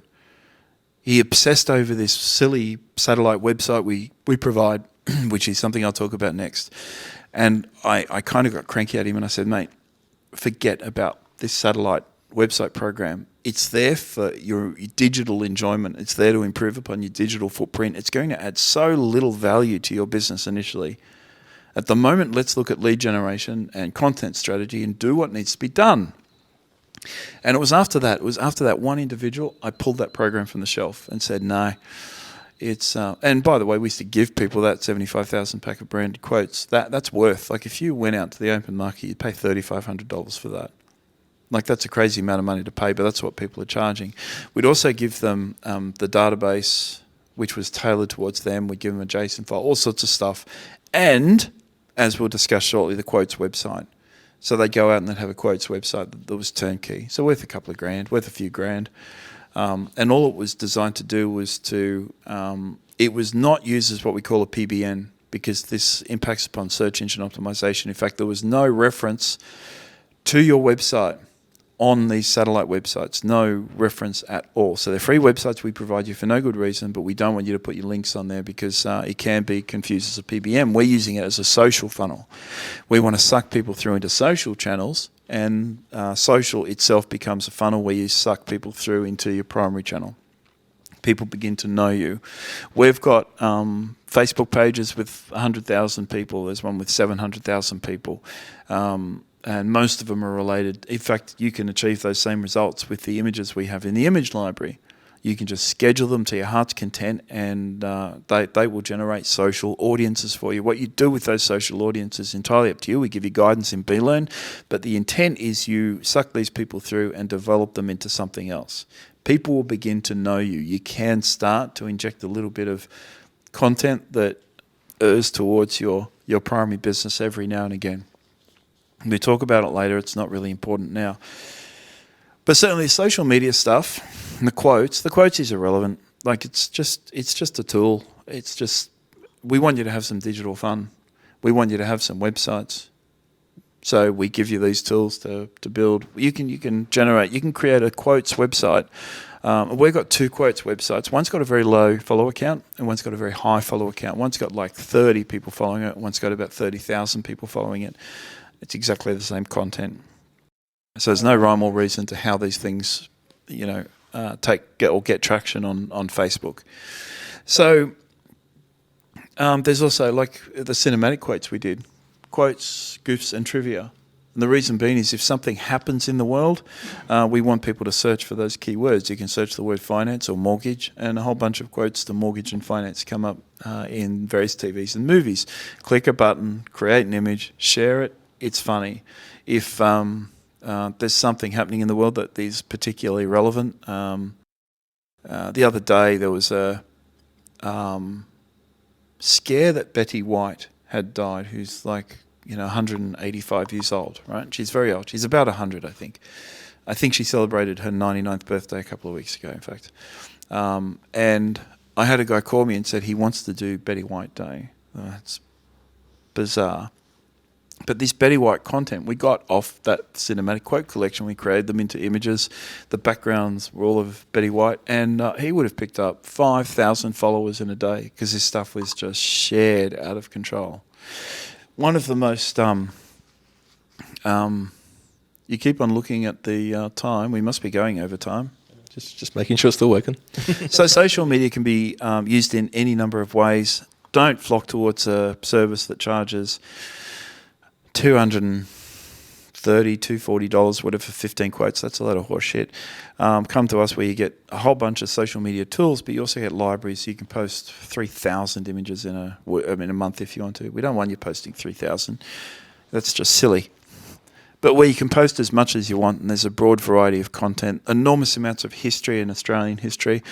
You can search by location. So if in fact, there's two libraries connected. Flickr is one. There's always images that are relevant to your locality, your region, your discipline, your positioning, your business, your everything.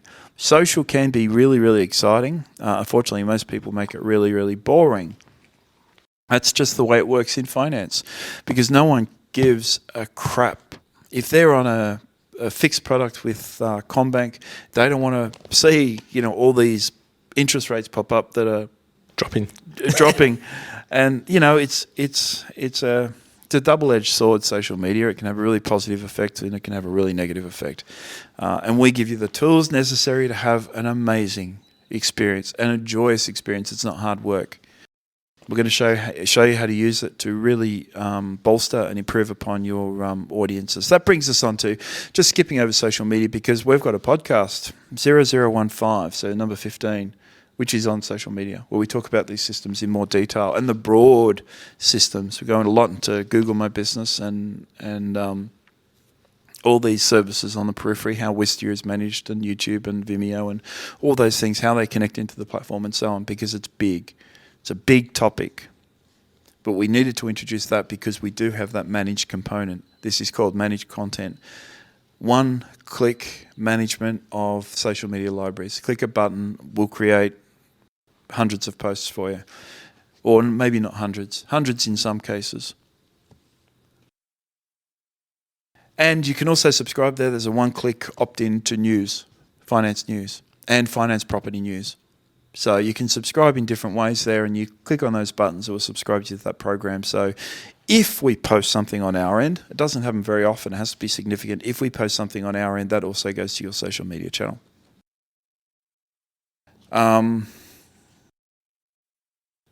Without doubt, by the way, I'm going to make this point because I know what other people are doing and I don't like it, but without doubt it's the most amazing social media or managed social media experience on the market.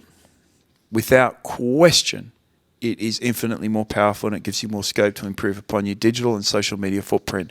Satellite websites, Dom, what are they? They're additional websites separate from your main website. So you can have your main website where we talked about earlier, you can have your landing pages or your company details. That's your primary main website. Then all the additional websites that we provide, we call the satellite websites. Quotes you mentioned was one of them. And Quotes website, yeah. That's one. What's another? We're also looking at we've got equipment finance, car loans. Equipment finance is a big one because that's a turnkey website, not unlike the website we provide people. So that actually includes the conditional experience. You can send articles to it. You can do all that sort of stuff. But the primary guff, so the internal 20-odd pages, are on equipment finance. It's describing novated leases and all these other things that are specific, I guess, to equipment leasing and buying a car or boat or caravan or motorbike or any other piece of equipment, kitchen fit outs, all that sort of stuff. It's a really good website. That's the one I do recommend. It drip feeds into the system about a month after people have subscribed to the system. And you know what? That's worth, if you went out in the open market again, with the conditional nature of that website, it's worth a lot of money. But even as if you weren't to include the conditional features, that's still worth $3,000. Yeah. So already, you're paying, you've got your money back on us, despite the fact we've got 110 modules. So the equipment finance is one that I like. You still have equipment finance sections on your primary website, but it's difficult that you've got to play a balancing act as a mortgage broker. That is, you're balancing your act between providing different types of property finance and equipment finance. So you normally have a page on equipment finance, but you're not going to have a big picture of a car on the front page, are you? Or a motorbike on the front page, are you? That's just silly. People are coming for a home loan.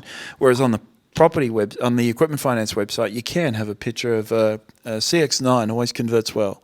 It's the best converting car to have on the front page of an equipment finance website. It's a CX-9 or a Ford Ranger. They're the two cars that convert really well. Ford Ranger, in fact, overtook the CX-9 about 6 months ago for conversion ability, if that's a word. So that's a really good site. Do you remember the other sites? Because there are quite a few that, if we haven't applied them to the system yet, there are quite a few. We were looking at the car loan specifically. Just car loans.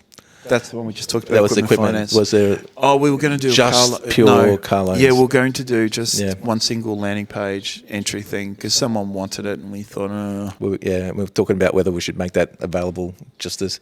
And whether we should actually does a better job. The equipment does a better job because the front page there provides the The call to action on that is directly under the entry, and it says, submit your details now. We'll call you back, or we'll call you with a quote within 1 hour or something. And people can change that because not everyone has the capacity to change that. And there are options, by the way. We've got clients that link up with car brokers, people that go out and get the best price for cars, and there's a mob there that actually manages the finance as well. There are 2 or 3 mobs. Two are in Sydney, one's in Castle Hill. I forget where the other one is. I think it's in Sydney City, and then there's one in Victoria. They're 3 people that we've dealt with in the past. The mob in Castle Hill we're going to see next week, in fact, for a meeting, because we want to provide that as a generic service to our clients so they can have this website and just have this turnkey experience. But the loan itself and the application is managed in a white label manner through them, so they represent your business the whole way through. But they provide they source the car and the finance, right? And I've seen people save, massive amounts. One guy found talking about CX9s, he found a CX9 in Western Australia, and he said he got a call from this car broker that was, he thought was an employee of the broker, because that's how the business is run. He said, your guy called me up and said he's got a car in Western Australia, but it has to be shipped out to Sydney. And he just went on and on. But that was fascinating. He found the car in South Perth, had it shipped all the way to Sydney, and he still saved 15 grand. But that was the car that dealer wanted to get rid of on that day. And it had everything he needed. It was all spec'd up, and it took an extra 4 or 5 days. I think they shipped it out in the back of a truck or something. But that sort of thing happens, and he arranged the finance. So that sort of service is really, really, really good. And in those cases, as long as you've got sufficient oversight, you've got a good relationship with the provider who's managing the service, and they're entirely white label, it is acceptable in the finance space, I think, or the equipment space, to lean on those services for help. But you do have to stay on top of them, only because you need to know what's going on. They do copy you into correspondence as well. So when I say you need to know what's going on, but I do like things managed in-house. If you've got the capacity to manage things in-house, that's great. And then lean on a car broker to find the vehicle, if that's a service that you choose to provide. So that call to action, if I come back to that, that's what it says. We'll call you within a quote within an hour. That's not necessarily going to be you, because in some cases, and in the new website, the new back end, so these are some of the features that we've only just, we haven't actually built in yet, but you'll get to pick who the provider is. I'm using A, B, or C, and we'll heavily scrutinize those people, make them available to you. We completely out of the equation, by the way. We will never, ever, ever, ever inject ourselves into a relationship other than via the introduction, in that sense. So people using our software, the relationship between you and someone else, we don't take commissions and cuts and all that sort of stuff, and that's written into our service agreement. So that's a really exciting site.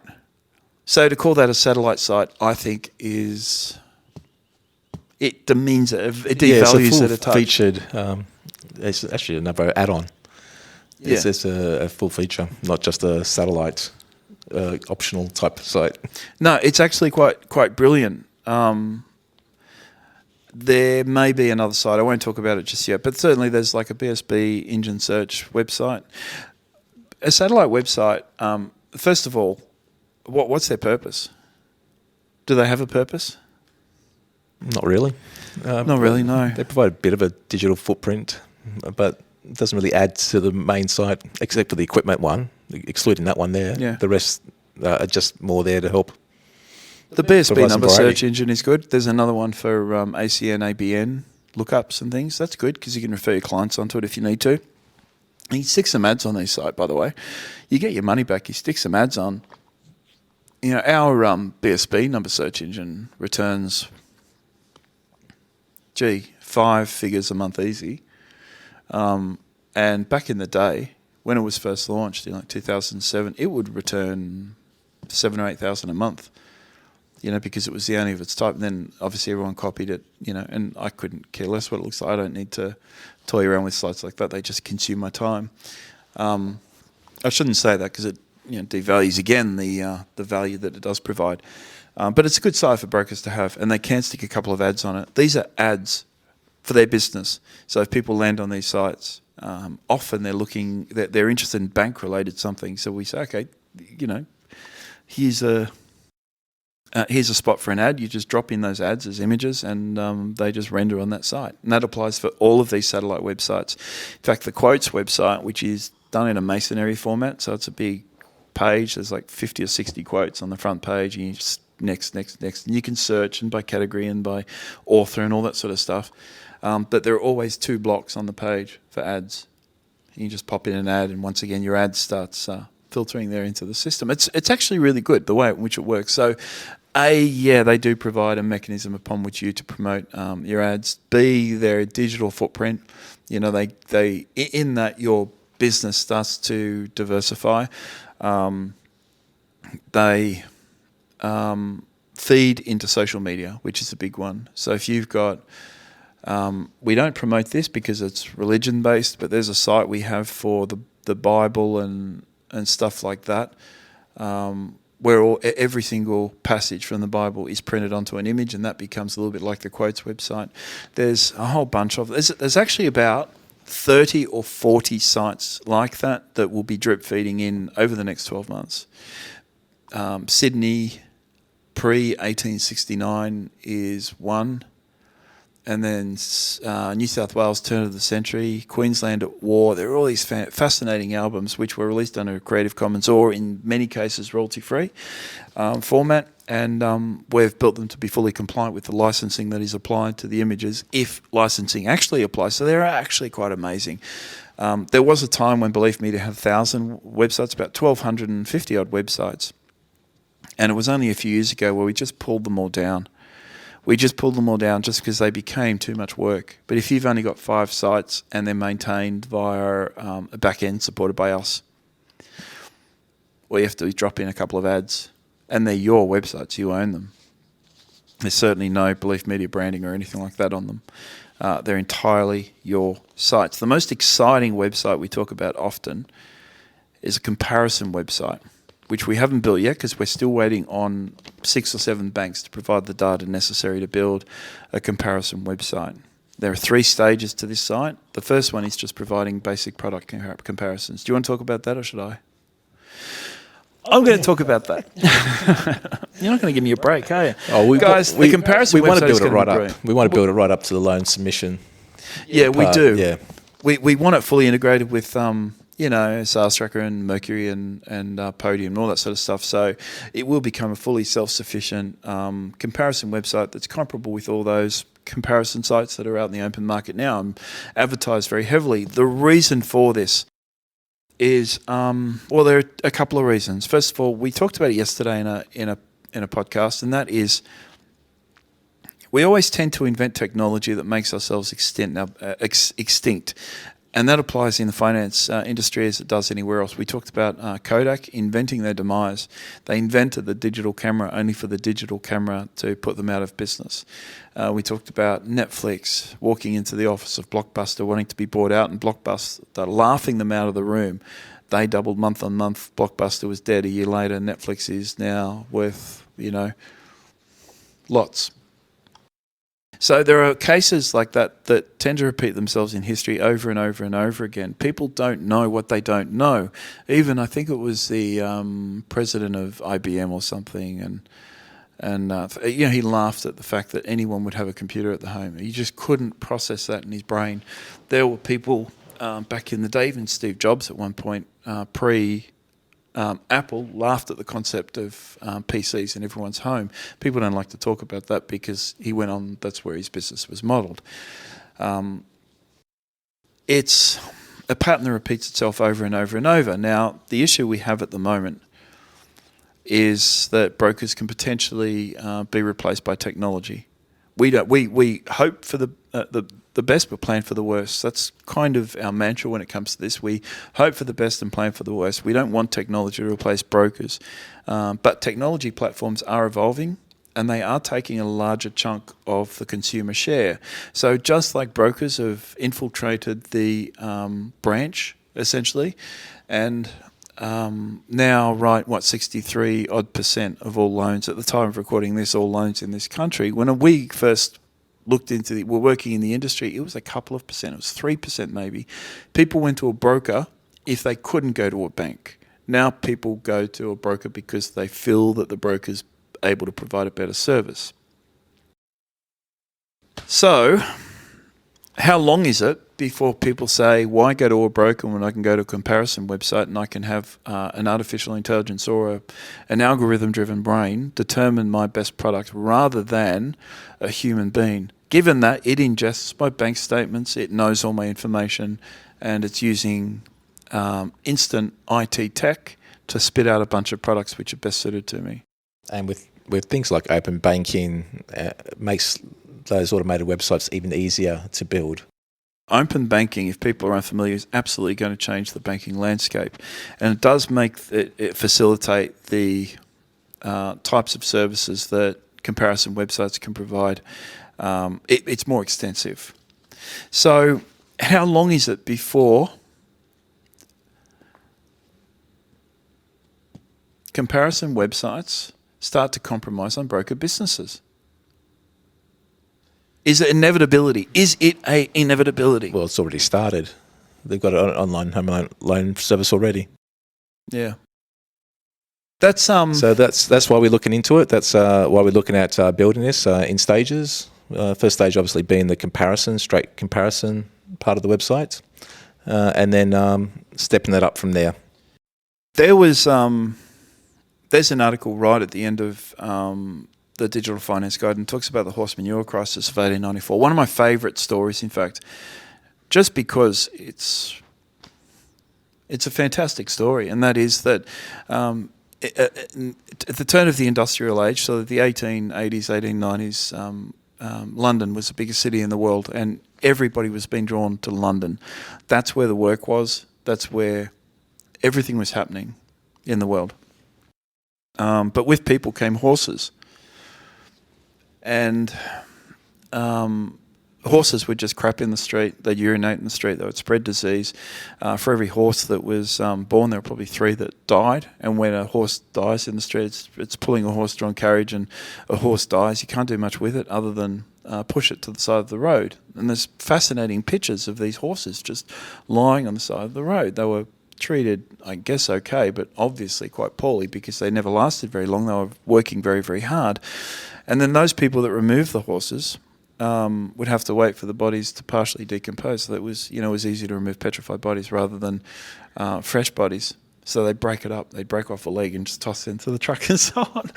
It became a real problem, like a massive, massive, massive problem. And there was the concern that someone wrote an article, and the notion of the article itself is a little bit of a myth, but we did find the source, and it was paraphrased. But anyway, we'll paraphrase again. The world was concerned that by 1950 or something, there was a particular date, I don't recall what it was, that London would be covered in 9 feet of manure, based on the growth of the city and the number of horses required to perform these tasks. And horses were required for everything, everything. They were everywhere. And technology has a way of remedying these things, and it did by way of the automobile. So in the late 1890s, the automobile was introduced, and all of a sudden the horses became a lot less necessary. We replaced one problem with another. That was carbon emissions. Initially it was electric cars back in the day, but that never lasted, probably because people were keen on selling oil. So, we tend to find solutions for problems that present themselves. And the broking environment, like any industry in the world, can potentially become undone by way of technology. It can have a serious impact upon existing business structures. We are obligated to evolve in that. Okay, first of all, we provide an amazing digital experience, or amazing relationship-based experience, because at the moment that's where it's at. But where's it going to be in 12 months or 2 years? So we are obligated to plan for the, hope for the best, plan for the worst, and provide this comparison-based technology. At the moment, that is kind of a satellite website.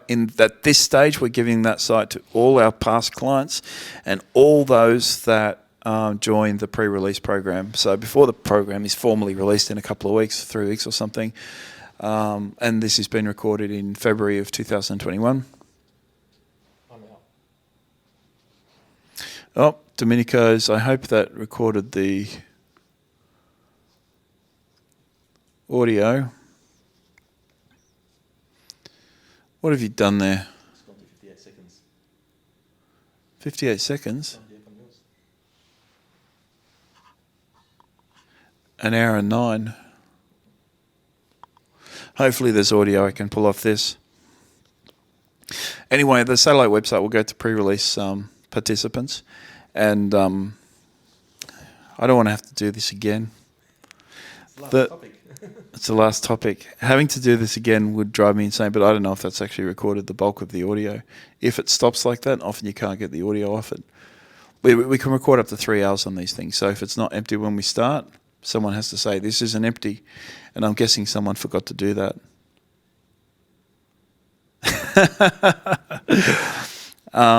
But that comparison website, we'd like to hook up to all the compliance frameworks, which will be linked to our primary website anyhow, and the online application part of it, which will link through to your aggregator CRM systems. So that is a big system. Once again, we're going to provide it to people at... You sit there, dumb and happy. We can provide that to our clients, and that will just provide them with... really another entirely other business structure that they can use there, and if they play their cards right, that can start to draw in a new type of clientele. Maybe it's just diversification, and it's making the most of the digital field. That could be worth anywhere up to 50 grand. We're giving it to people, and people have to, why are we giving this stuff away? Even these are just 5 modules, right? We've talked about. These are just 5 modules. We talked about the RBA email and SMS program. That's integrated with a bunch of email software programs, so you can't assign a cost to that, but you can certainly assign a cost to our industry-leading and fully integrated email marketing system and suite, which is $130 on the open market for something that works as efficiently and effectively as ours. The newsletter program, people might pay in some cases for custom, PDF type newsletters, $100, $200, $300 a month. It's difficult to put a price on that. The article distribution service, we know that's $200, social media for 15 posts, which is very limiting, $240. And for satellite websites, let's put a value on that of $50,000 per year, right? And that satellite website, 50K per year, that's a big one, because we're making all this stuff available. We're not charging for it. The question has to be asked: why? We do host them. You don't have to host with us, but if you host with us, there's a fee imposed on the hosting. For some sites, it's as little as $4 a month. The BSB search engine website is $4 a month. It depends on the size and the storage. But it's free. It is yours. It's your website. Go and do with it as you choose. If you host it on GoDaddy, you don't need to pay us anything. We give it to you, and you can do what you want with it. But we're not going to introduce those websites for $4 a month, mate. We're not, and we haven't, and we never will in the future. The reason being is just because we look. We've got some underlying core values, and part of that is providing a course correction to the industry, and we want to introduce a new level of digital representation. What would your marketing provide you? What would your marketing department provide you if you had a marketing department out the back of your office? We had to ask ourselves that question. We said, okay, we have to provide more than that for a couple of $100 a month. And we're actually a little bit more than a couple of $100 a month. I just say that. I think... Have we got firm pricing, month-to-month pricing? No. More than 200, less than 300. Yeah, that's easy to say. There's a range in there, only because I don't know what the pricing is. I think we're fixed it somewhere, but it's not applicable. And the integrated services alone would cost $2,000 a month. the website itself that we provide you for free, it's yours forever. We've seen static websites that aren't very good that cost $300 a month. We've seen people charge $4,000 for websites that aren't very good. We give you a website with course-correcting ideology and all this sort of stuff. It's driven by our deep understanding of digital marketing and kind of reflects the pillars of our marketing philosophy. But it's free. We're not charging anything for that except for hosting. The hosting for that is about $30 a month. In fact, I think it is like $29 or $30 a month, one of those two. I think we gave a $1 discount to mortgage industry. It might be $29. We're morphing back now into day 2, once again as a result of Domenico's microphone problems. Now, the last thing we're going to talk about is a white label ebook and promotional module. Do you want to introduce that? Sure. With the white labeling, as the term is often referred to, is marketing material, or actually any material, be a pamphlet, a video, a booklet, where your company's branding and details are superimposed onto the document so it looks like it's from you in all aspects. That includes the title page, the second page, if there's a disclaimer, the phone number and web address and all those sorts of things are printed at the bottom of each page. And how is that accomplished? How do people action that? Well, that's the most powerful part of this. The system is also a favourite part of the system in that the content's in there. It's a library.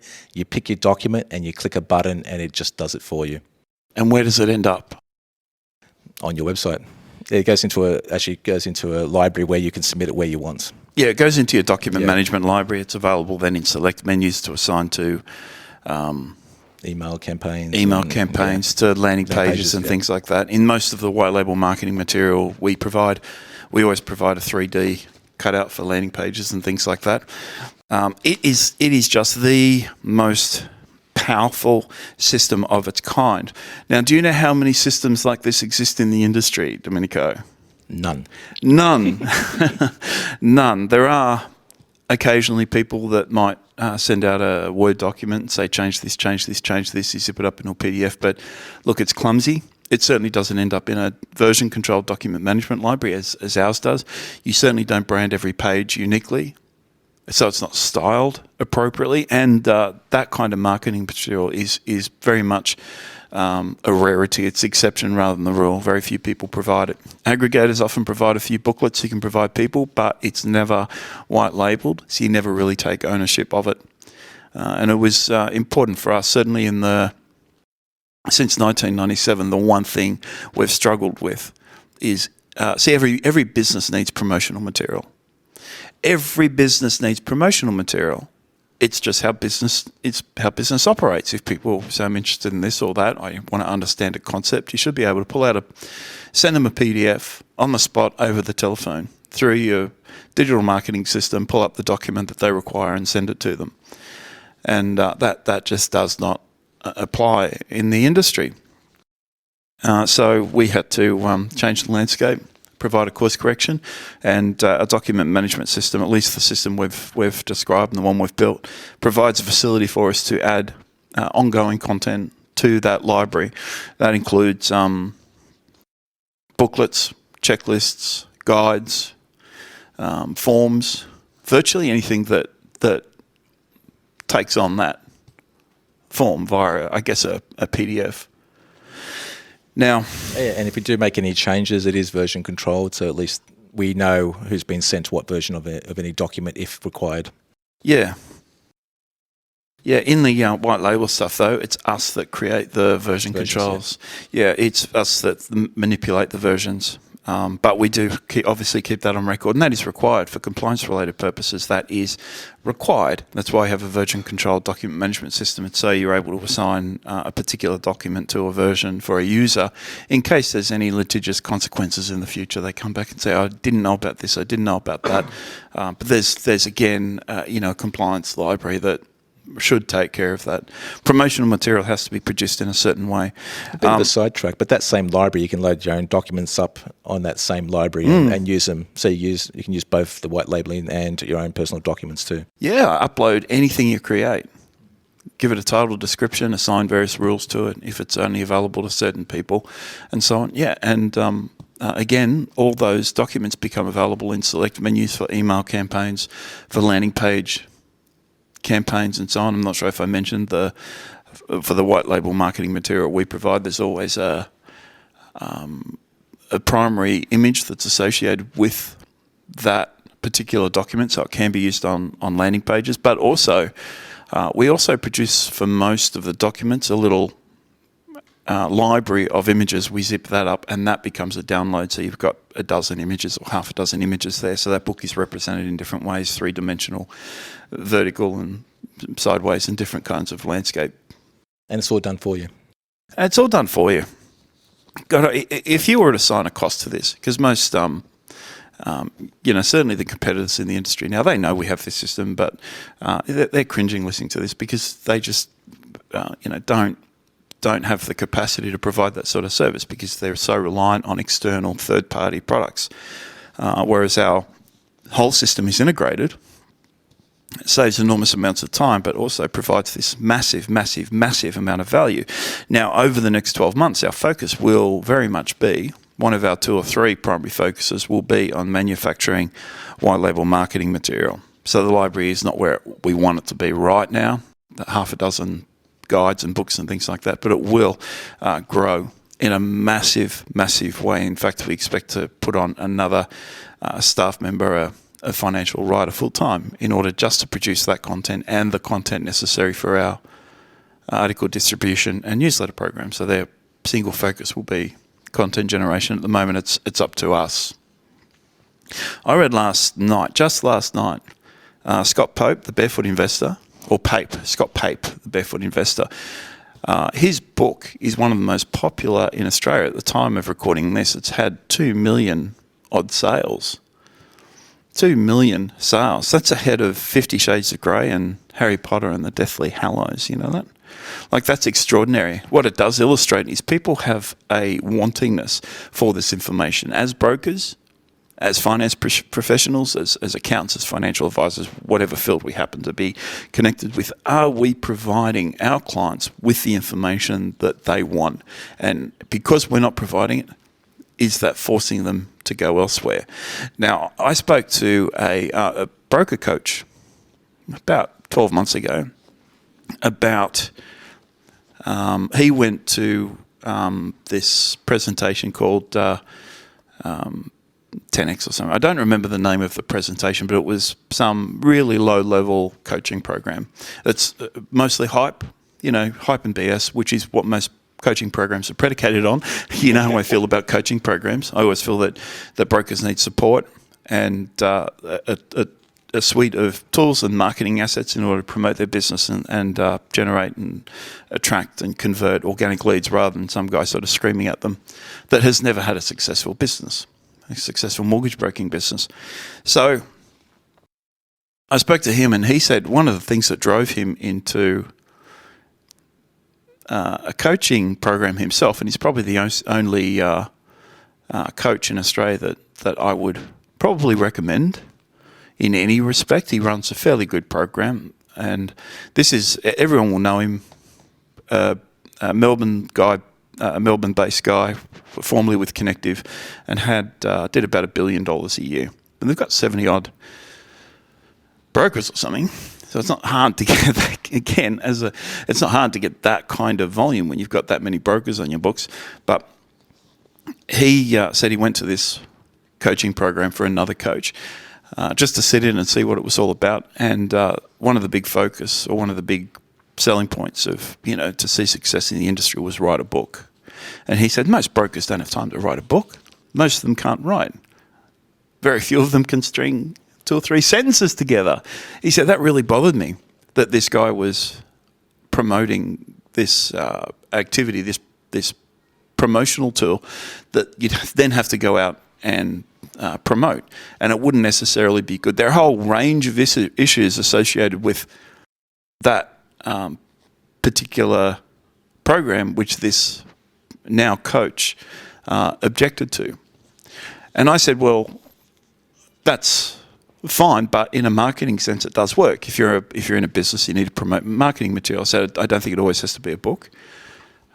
Certainly, if it's a long book, like they're hard to write. A long book is hard to write in the finance game.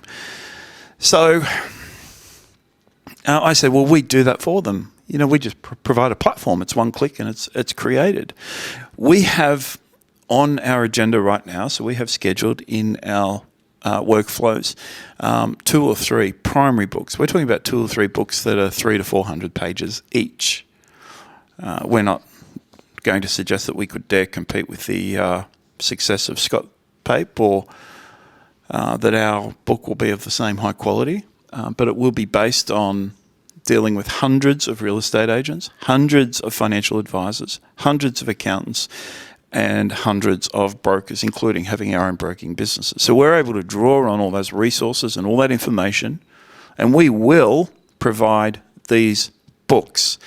At this stage, we're unsure of how the books are going to fit into the ecosystem. Certainly the pre-release guys, anyone that subscribes to our pre-release program will get access to all of that. There'll be no limiting mechanism within the platform to differentiate them, or at least to exclude them from that material. But later on, that may become an issue because it's worth thousands. And we just provide all of our content management strategies to brokers as part of our digital program, which is priced so low. Yeah, actually, it's crazy when we look at how much we provide. If you take each component, it's worth the price on its own. Yeah. You should check our platform. I mentioned the price the other day, and it's very much a variable, and Domenico got angry at me and said, well, you can't say that because we don't know final pricing for this, final pricing for that. And we said, okay, maybe $200 or $300 a month. And you can pay for this white label system in and of itself. That's a white label ebooks and everything else. That covers the cost, right? The satellite websites we provide people are worth. I think I said last night maybe $50,000. I don't know. The auto site is in there, and the auto site is a course correcting conditional website like anything else. It's just a secondary website. It's a satellite site on the periphery of your primary site, so it's not as important as your primary broker website. But that is still, if you're saying the same value as our mortgage broker website because it's the same framework, okay, you're looking at another $15,000, $10,000. Remember, we had it priced at $30,000. Managed social media, we've seen people charge $240 a month. The article distribution program, $200 a month people are charging. Newsletter programs and RBA stuff, that's managed often by email companies that do a poor job of it. And there are other people that manage it for anywhere between $200 and $400 a month. All this stuff is starting to add up, and we have an email marketing system which is run and integrated with Microsoft Office 365. You're looking at $130 a month there on the open market. You're looking at landing page sort of funnel-based systems and so on, which are $400 a month if you were to go to ClickFunnels with the same level of functionality we provide. The SMS modules, there's $80 to $100 a month for a GUI front end mechanism for that, and it's all included in our primary subscription, and it's all integrated. The integration factor, we can't stress that highly enough. To have all these systems integrated is the secret sauce to making a digital marketing system and making your marketing work, your consumer-facing marketing actually persuasive and powerful to save time. Our system is the only system that will save you time. You're not creating anything, really. You're just pressing buttons most of the time. Yeah, you're not learning multiple systems. You're not jumping in and using Zapier and all these other multiple tools to get all the components to talk to each other. And normally you're getting someone else to come in and do that. It's just all there. You log in, it's all available. And it saves so much time. I mean, I don't know, we can't probably emphasize enough how much time it saves, and especially the automation part of the system. I actually don't think brokers need to be convinced on that. It's just, I think, us when we look at it going, wow, that's a lot. That's a lot there. And it is a lot. There are other systems we didn't talk about. Some of them are really small. There's a birthday SMS system. Do you remember how that works? Because you did a lot of the back end stuff for that, and that was a long time ago. Yeah, so the nice thing about the birthday is it's not the same message that goes out every time. It's a mix of messages, and you can set it up so it randomly picks which sort of message it uses. There's set birthdays for 30, 40, 50 years old. So it's just a nice little thing that you can set up, pick a few settings, and it will just send out for you automatically.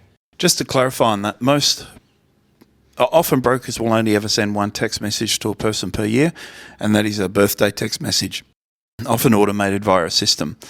And if you're only sending one message, and if it's the same message, it's going to be the same message every year, and it looks ridiculous, and it becomes impersonal. It might be personal the first year, it becomes impersonal the second, and it becomes a joke the third. Especially on the SMS, if that's the only 3 messages you received in the exact same content. That's right, and that often happens if brokers don't utilise RBA SMSs and other such campaigns that provide an SMS, then and if it's associated with the same from number as well, because you do choose the number it comes from, whether it's alphanumeric or numeric, whether it's assigned to a standard number so people can reply.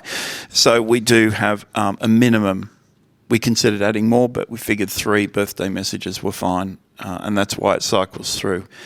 And we expect people to change them every 3 years. Just change them just a little bit. And then the 30, 40, 50, 60 are important. They're milestone birthdays, so that's the purpose of that. And having said all of that, we said don't use the system. It's impersonal. Anyhow, SMSs are impersonal. We encourage birthday cards. Something I like to do, actually we've been doing for about 15 years, and certainly we did in my own business, was we sent out a card with a scratchy inside. And just as a bit of a novelty, we used to sticky tape a 5 cent piece, into the card. So it was kind of this ready to go scratchy. And the number of people that would post that to social media and so on, and tag the broker's name and whatnot, was out of control. And quite often, it was the only birthday card they ever received. So that was kind of special, in a sense. People don't send birthday cards anymore. It's often something, people go to Facebook, and it's just ridiculous, happy birthday, all these happy birthdays, one after the other. And then the following day, the recipient of the message jumps on and says, wow, all the birthday love. It feels like an attention-seeking exercise for the recipient. So it's why my birthday is hidden from Facebook. You look at my personal Facebook profile, I think the last time I posted was maybe 5 years ago. I'm not a big Facebook person. I prefer to engage with the real world, and I don't want to be sucked into that social-driven lifestyle. Not even to mention the identity theft, things that open up by having your full birthday on there. But anyway, that's a different topic. Yeah, I object to a lot of things. Yeah. Even a lot of the time, whenever we post a picture of our kids, they're all protected, and it's for a specific occasion. We don't. And audience, yeah. Anyway, so getting back to the card just works. And on the card, you hear a lot, like the number of times I've heard people advise companies you should send out a birthday card, You hear it talked about so often that you'd think people would be getting a lot of cards, but yet it is still a very rare event. Not people hear about it, people know about it. Very, very few rarely do it. I cannot remember the last time I got a card. Occasionally, Christmas is different. People still send out Christmas cards. I've still got a cousin that sends out a family photo Christmas card, so they print them out themselves. So you get a photo of them every year, which is quite nice. It's very big in America. Americans take the family Christmas photo, and that becomes their Christmas card. Especially if they've got kids, and you're watching them change. But it is nice. And every Christmas, the cards become kind of an ornamental or a decoration that you sort of stick around the house. You've got these cards everywhere. And I guess it's a little bit of a keepsake as well. Anyway, the point is for birthdays, handwritten, very personal birthday card will, when you hearts across the nation, SMS messages are just, I think, despite the fact we provide a very good facility to provide those and automate them, by the way, it is automated, that's an automated system, that I still don't like it. So is that one step better than nothing?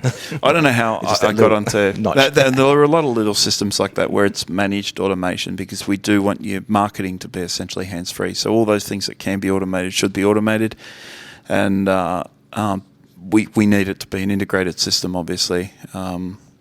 Those birthday messages and things, in many cases, it's pulled out of a CRM system. So the CRM systems automatically update. Certainly with Sales Tracker, there's a webhook. So every time a contact is created or modified within their system, it sends a notification to us. So those details are updated. Date of birth isn't going to change, but a phone number may, that we send the message to, and so on.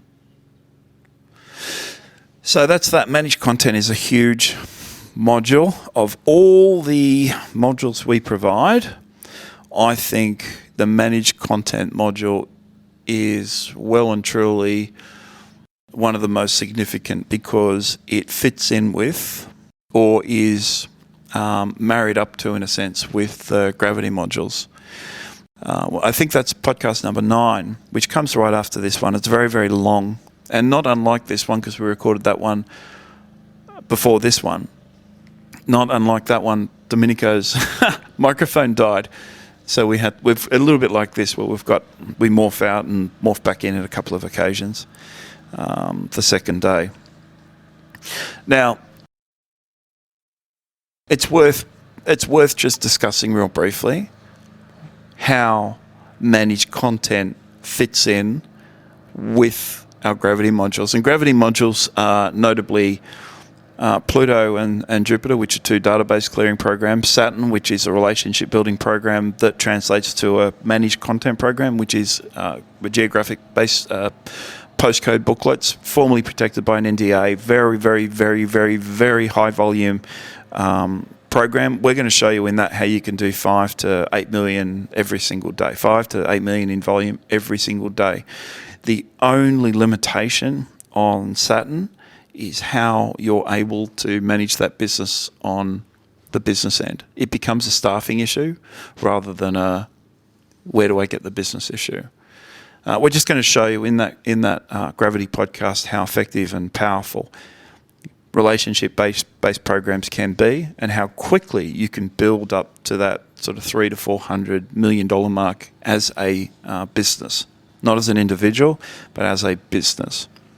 And we're starting to see now, certainly over the last 18 months to 2 years, where we've had this focus on a cloud-based software system, so we don't inherit the burden of everybody's marketing that they have to pay higher rates for, perhaps.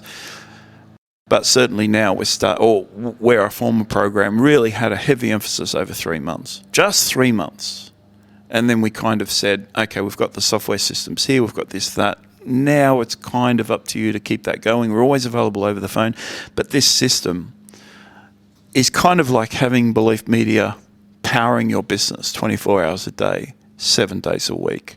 So well and truly positions you ahead of your competition. And the idea with any kind of marketing experience and funnel, certainly when people are choosing between businesses, it is the survival of the better, and it is the most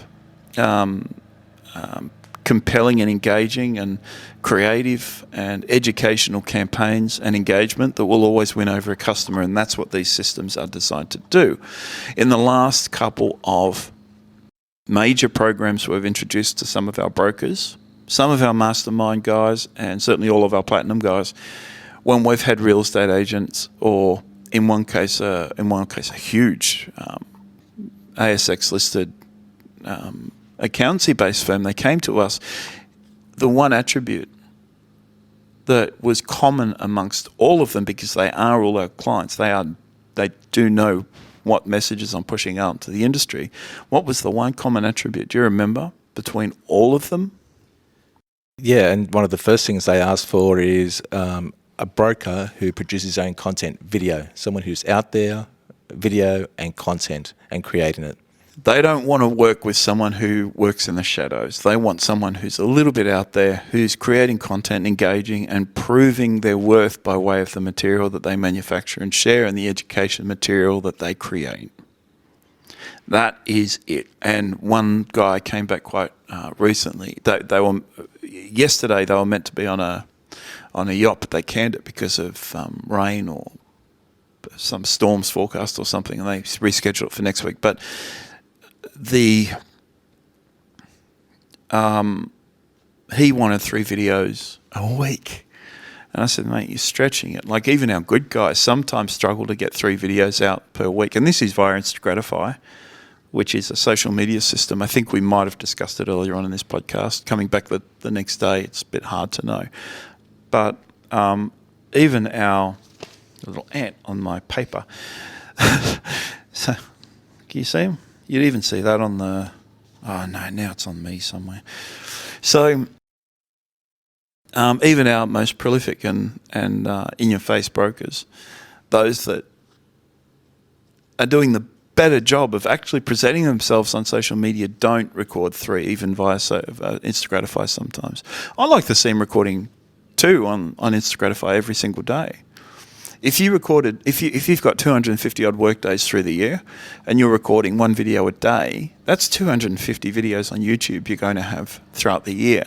If you record 2 a day, it's 500. The same applies on Facebook or anywhere else. It's very easy to build up this content and build this huge, massive, broad social and public profile of your business and who you are and what you do. But again, to come back to that point, the one thing that these people are asking for is you must have a profile. You must be generating content. And our system just takes care of that.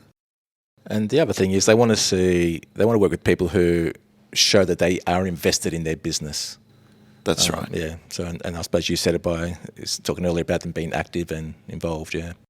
I want to see our brokers, and this is, by the way, this is why we have to put a limit on our digital marketing and social media system. So Yabber will only ever be made available to a certain number of people in the industry, because we can only have our white label marketing material extend so far.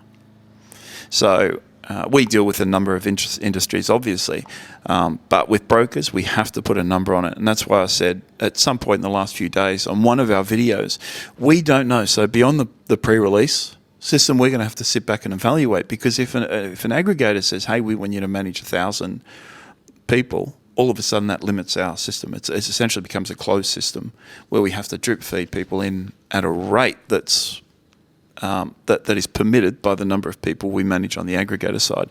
They're all issues we have to manage, because we don't want this material, and the point to that, if we don't want this material to be the same material every broker uses, because then there's no point of differentiation. And by the way, the fact we provide this doesn't negate the burden for any business to create their own stuff. They should be doing so every day. This is kind of, you can use it as a standalone. It can be the single resource of all your marketing material. If you do that, that's fine. Certainly for your own clients and for those people that are drawn just to you, they won't ever know the difference. They're going to think you're amazing because you've got all this marketing stuff. You're providing them with everything they need. But if they go to another broker and they get the same book or the same guide or the same checklist, they're going to hang on. This guy isn't nearly as hardworking as I thought he was. I don't know if people mind. I don't know if that's a problem or not. It's something we'll have to experiment and toy with over the next few months. Yeah, we'll keep an eye on the saturation of the material and how it starts coming up or appearing between different people. Yeah, but we'll have a limit on that.